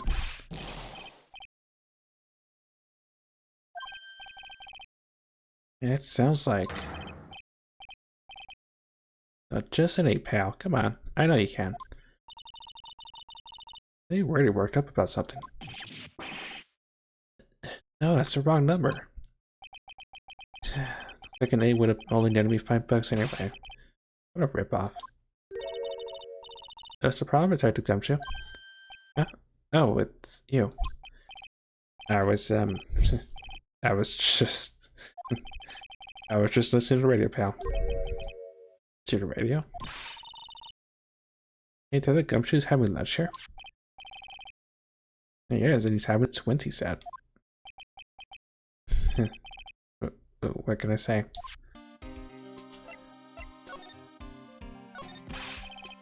It's a nightmare. How am I supposed to look Maggie in the eye now, pal? Man, he really drove her into a corner, you know. You're exploiting upon my testimony. Why of all days did you do today? Sorry, there just weren't any holes in it, for once. Yeah, what happened? Usually your testimonies are like Swiss cheese. Swiss cheese? Would I prefer crumbly like aged parmesan? In case there has been ruled on, there shouldn't be any holes left to find. So did Maggie say anything to you about me, I mean? Well, how does she put it again? I can't believe Detective Gumshoe. I hate him, sir. I mean it. I don't ever want to see him again. Something like that.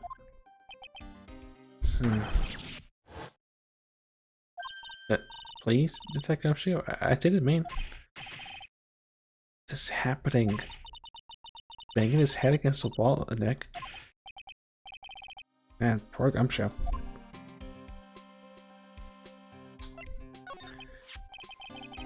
So, did you like the 20 set? Never paid that much money for lunch before. So nervous my hands were shaking. So, how did it taste? Well, for $20, I guess.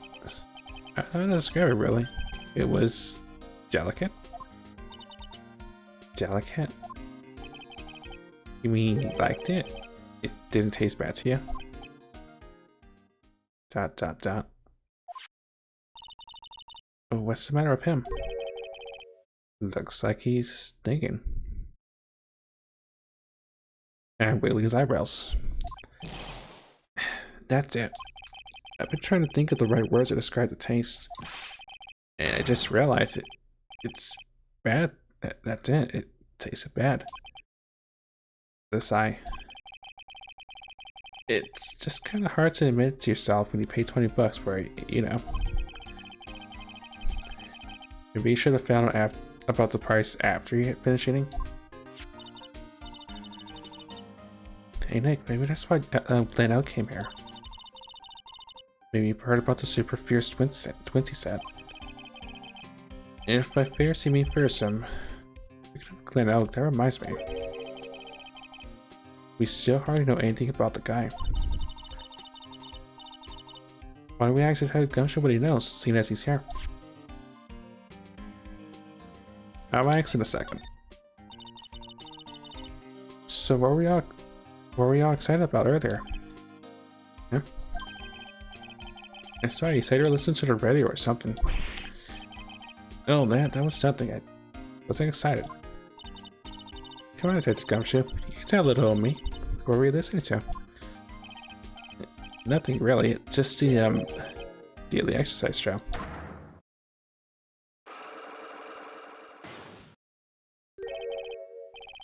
A cyclock? It's lunch special lobster sure is great. Why are there tears in your eyes? Okay, well, before we do that, I guess.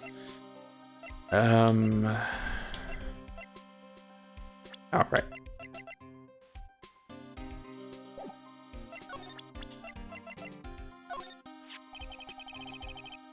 This guy was a real programming genius. Called him the walking computer at the place where he worked. What happens when he crashes though? Does he just stop moving all of a sudden? Wasn't literally a computer, Maya. Anyway, there's nothing between Maggie and the victim. And so we found it yesterday too. Can you tell the Gumshoe, you have any information that's been more fun? fun. I know.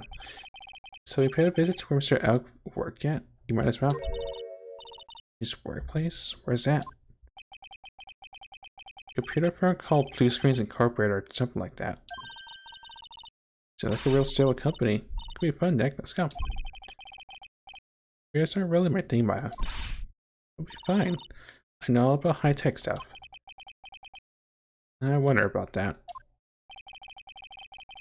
Just around the corner from this joint. You should take a look. Computer firm called Blue Screens Inc. Huh? Right, I'm curious.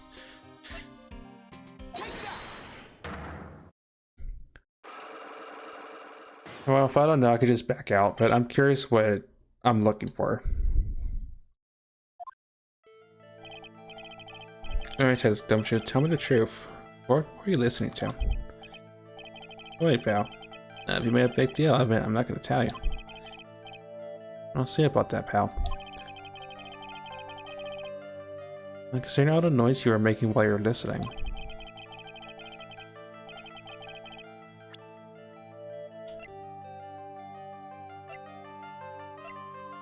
Yeah, I don't have whatever it is the game wants me to have.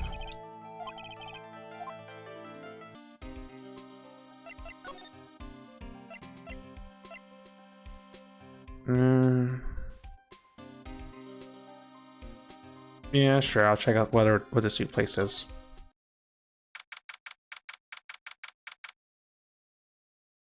Yeah, faster than I figured, actually.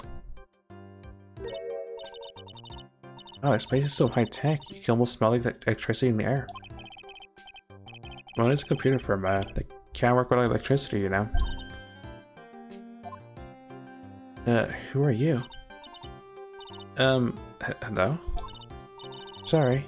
Access restricted to authorized personnel only. Computer programmer laboratory. There are far too many trail secrets that could be leaked. Wow, what secrets? Everything you see here is classified. No information can leave this building. Understood? Who is this woman? She's like a robot from some kind of whack educational show. My name is Lisa Bessel. I'm the company director. Director? She's human. She seems more like a ghost in a shell. That thing over her eye. That is Santa Bice's Clinics. It's a DMH, right? Nice try, but it's the other way around. It's HMD. All my programmers here at Blue Screen Incorporated are supplied with HMDs. Then do you write programs too? No, I just enjoy awareness. Yeah, they are pretty cool. I wouldn't mind having one.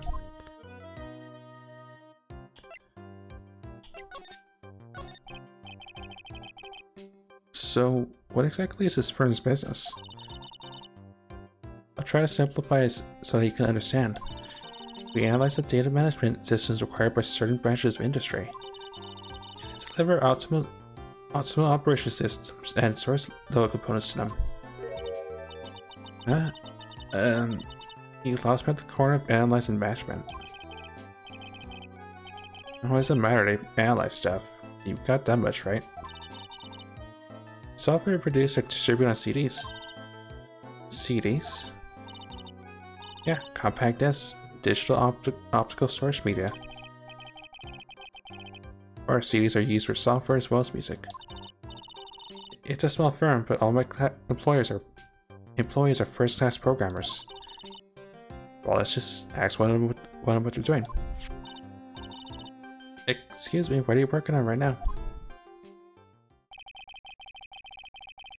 I'm researching the impact of... Oh. I didn't think it'd be all square. Oh.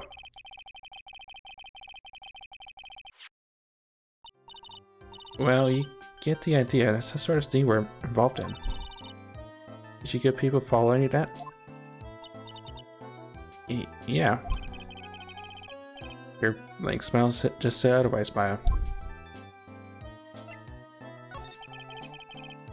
You know about what happened, right, Miss Basil? You mean about Glenn being poisoned? Yeah, I know, it's terrible. Can you tell us anything that might be useful? I don't think so. A police officer was here earlier too. But I couldn't tell him anything either because the waitress who committed the crime had nothing to do with blue screen's ink. Oh. How about Mr. Elk's desk? Have you cleared it out already? No, not yet. It's the one right in front of you. If there's anything that might be useful to you, you're welcome to take it. I guess there might be a clue here somewhere.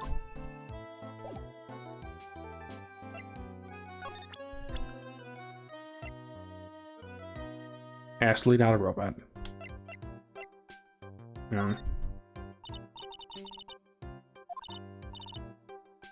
Okay, not relevant. Nope. Oh.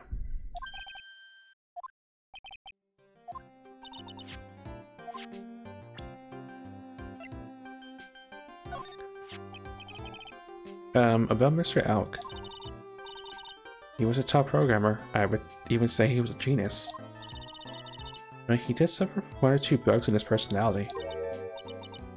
Like what? He was a bit of a loser. Perhaps that would be the best way to describe it. That's what got him into trouble. What's the matter? He was a top programmer. I would even say he was a genius. So he was really no trouble at all. Bottle employee.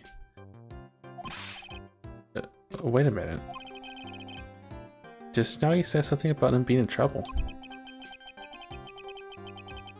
I gotta find out what this trouble was exactly.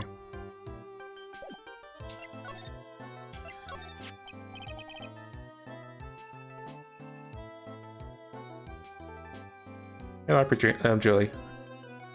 LARP and Juliet, welcome on in. Modern woman versus ancient woman.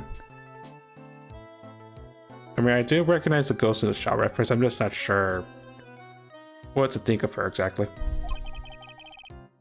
Was he in some kind of trouble? I'm sorry, why would you think that? I thought he said something about it just now. He said he got himself into trouble because he was a bit of a loser.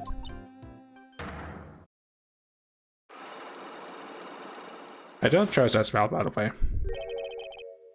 3 Cyclops? I guess Mr. Elk is like every other man with his own pile of secrets. Okay, I should probably be investigating then. He's really programming a keyboard, isn't he? Oh, I bet that's where the pro and programmer comes in from, huh? I guess I shouldn't be resting on my laurels. Gotta expand my skill set and all that. Yeah, it's a good idea. Maybe I could become old Cetus apprentice. What about your spirit reading training?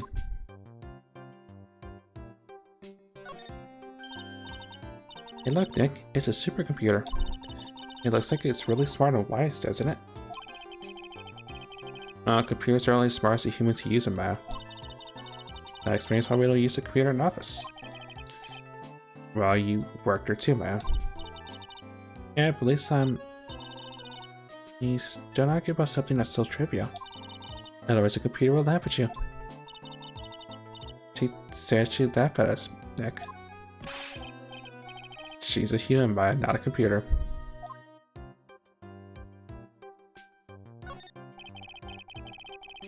Those pillars look like they're almost moving. It's kind of unsettling. No, they just look a bit twisted or warped or whatever word I'm looking for. Salvas were designed with a futuristic feel in mind.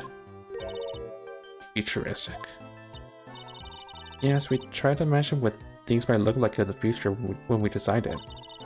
That's assume and calm so. ...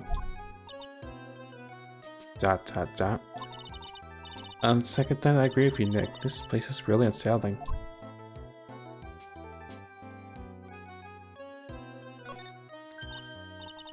Oh, look at this desk, Nick. Oh, what a mess. Looks pretty average to me.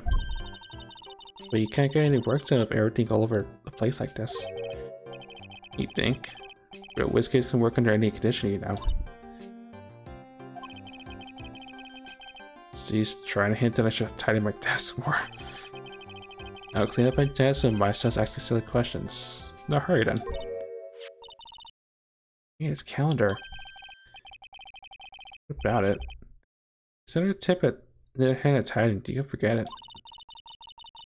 So I'll mark December 3rd in red pen. December 3rd? That's the day Mr. Elk was murdered. Is there anything else? Yeah, it says meet with the tiger. The tiger?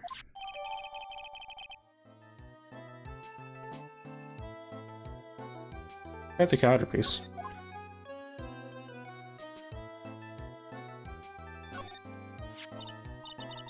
Wow, look at this mess. So they're all betting tickets. What kind of betting tickets? Well, for betting on which horse will win a race. They're horse racing tickets. Wow, his store's stuffed with these. Yeah, looks like they're all losing tickets, so. Man, that's a lot of tickets. This many with tickets would get you, what, a bug down at the recycling center? I didn't know you were so hard up that you tried to profit from the dead neck. Just checking it was evidence, Maya.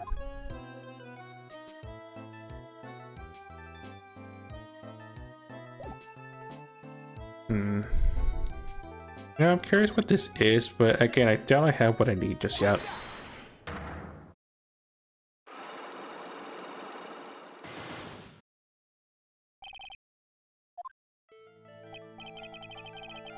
So how about you tell me what kind of trouble Mr. Alk was in? Sorry, sir, but we don't deal with troubleshooting here. Perhaps you'd like to speak to someone in customer service? What's she talking about? I guess I better just take a shot and see where it gets me. Miss Basil, let me ask you something. The tickets, probably? Take that.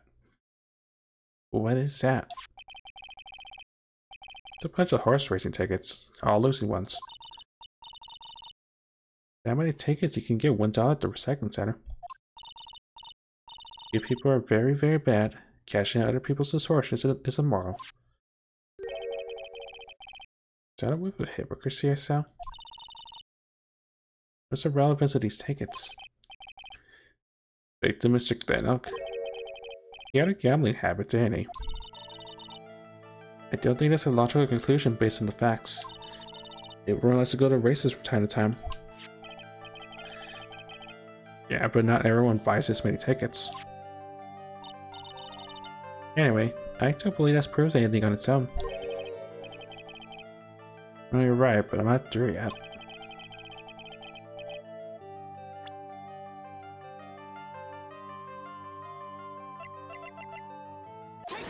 Take that. The lottery, horse racing. He bought a lot of tickets and lost a lot of times. That's gotta hurt his wallet pretty bad, don't you think? Maybe bad enough to be the cause of some pretty serious trouble, perhaps. No? Oh, you are right. Glenn did have a gambling habit.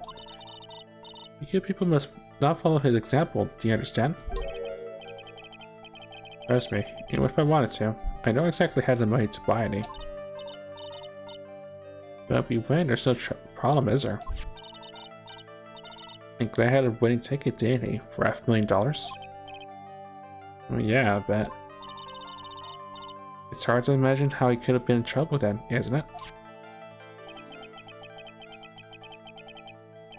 It's true that Mr. Elk won $500,000 in the end.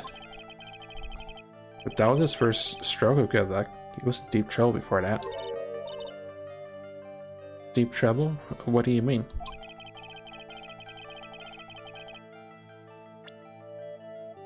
The calendar? Take that. Mr. Elk met with someone on the day he was killed. Even made a note on the calendar about the meeting. meet with the tiger. What's the relevance of that? I tried to suggest Glenn was meeting him to discuss his debt. Yeah, that's what I'm thinking. But I never heard anything about this tiger before. Maybe he's not even human. Maybe he really is a tiger. No program, but should I expect to buy some messed up logic?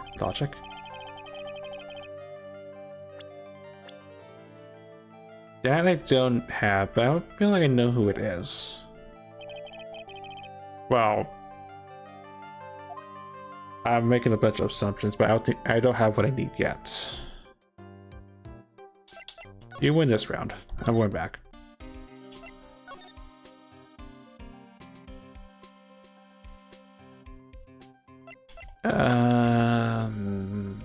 Kitchen, I guess.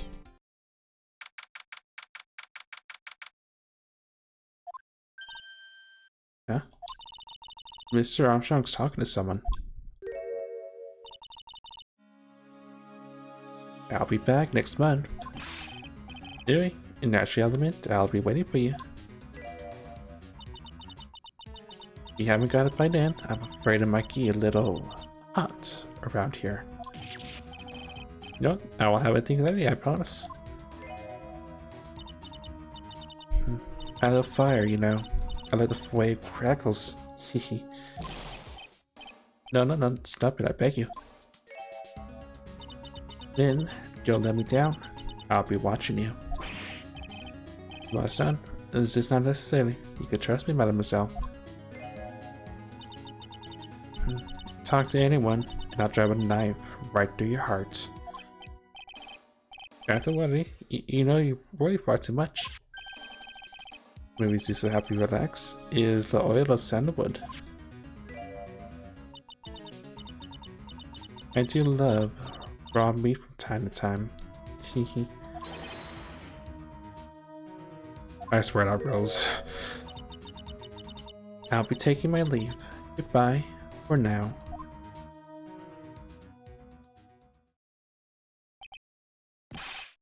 I have the service. I must rest on my own over my body before it comes to wreck. Snowbirds wreck. I don't need to hear this. I don't need to hear this again, so cursed. Barf. Lala, let's use a mamanza. My eyes too, Phoenix. Your eyes? If you have trouble with these eyes, you need this. La oil of sandalwood. Isn't it just that the words that we were just using?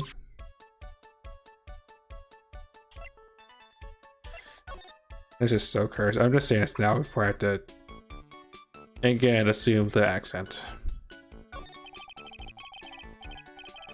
Don't exactly have many customers, do you, Mr. Armstrong? No, he arrives, Mr. Manzo. Is it the perfect time for you to visit me now? Yet I can give you my undivided attention and cook you let the dish was being. Well, brave face, huh? That's what girls do, Nick. But you're right, this is very difficult these days. As the name is upon them, but people do not understand it, they think it is right. I just want people to think the restaurant was exclusive. But they think he just served fast food on cheap plastic trays. Nick, that's the kind of thing that would make a girl cry. You forgot Armstrong is a man, right? This is the restaurant, that's my life. It is everything to me. I'll defend until up in LA. Don't want to take it from me.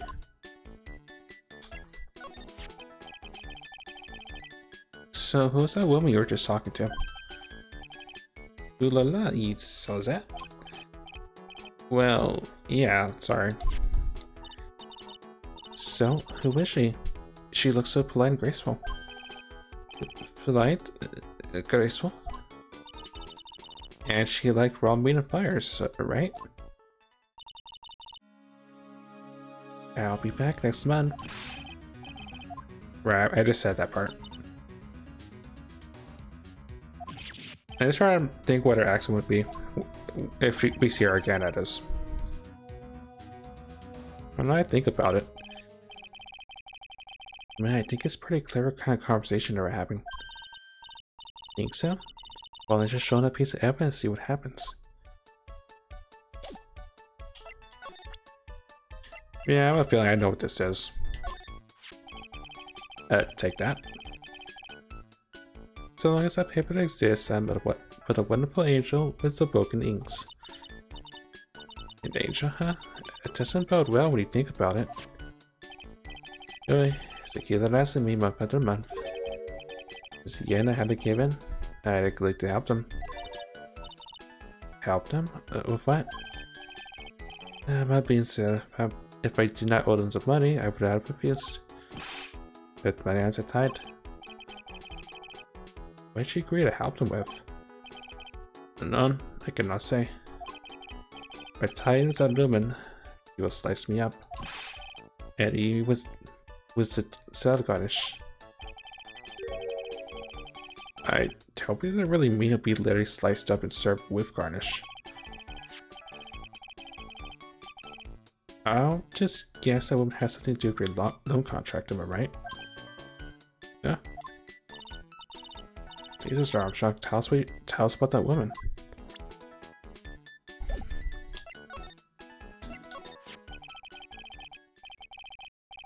The woman who was here earlier, I take it that she's, why does it come to this? What a tragedy. I find myself so deep in the debt. It's a sign of the bad world we live in, huh?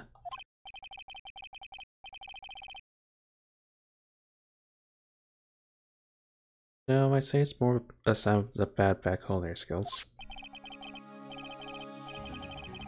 This is the woman who is here. The sailor woman, she is from the loan office. Salary brought heaven blowing. Really? Tender lender, it is called. How's your name? This here that makes me want to borrow some money. You see, must not borrow from them. If you must, no more than $10.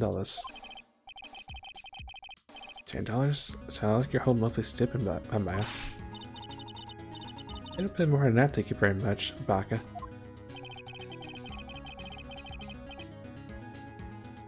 The tender lender is the loan office you brought $500,000 from, huh? I don't think I have anything to do with this case.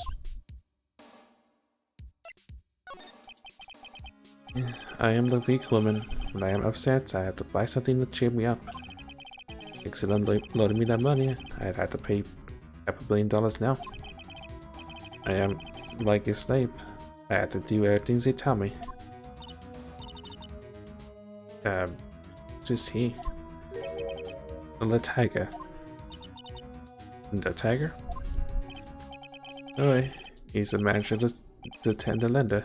A fine man, the big city mobster. When he shouts at me, my knees are trembling and my voice is ringing in my ears for 3 days. As soon as I hear the noise of that battered old scooter rides, I start to cry. Big city mobster rides a battered old scooter. Does this government resemble me by any chance?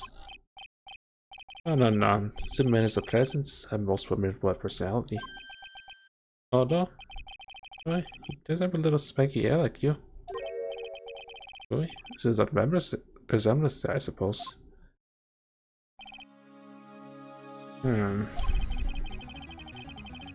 So, this loan office is worth checking out after all. If you want to visit the tender, it is just beyond Vitamin Square. Hey Nick, if you need money, I could loan you some, as long as it's less than $3. Thanks for the offer. Just beyond Vitamin Square, huh? Before I do that,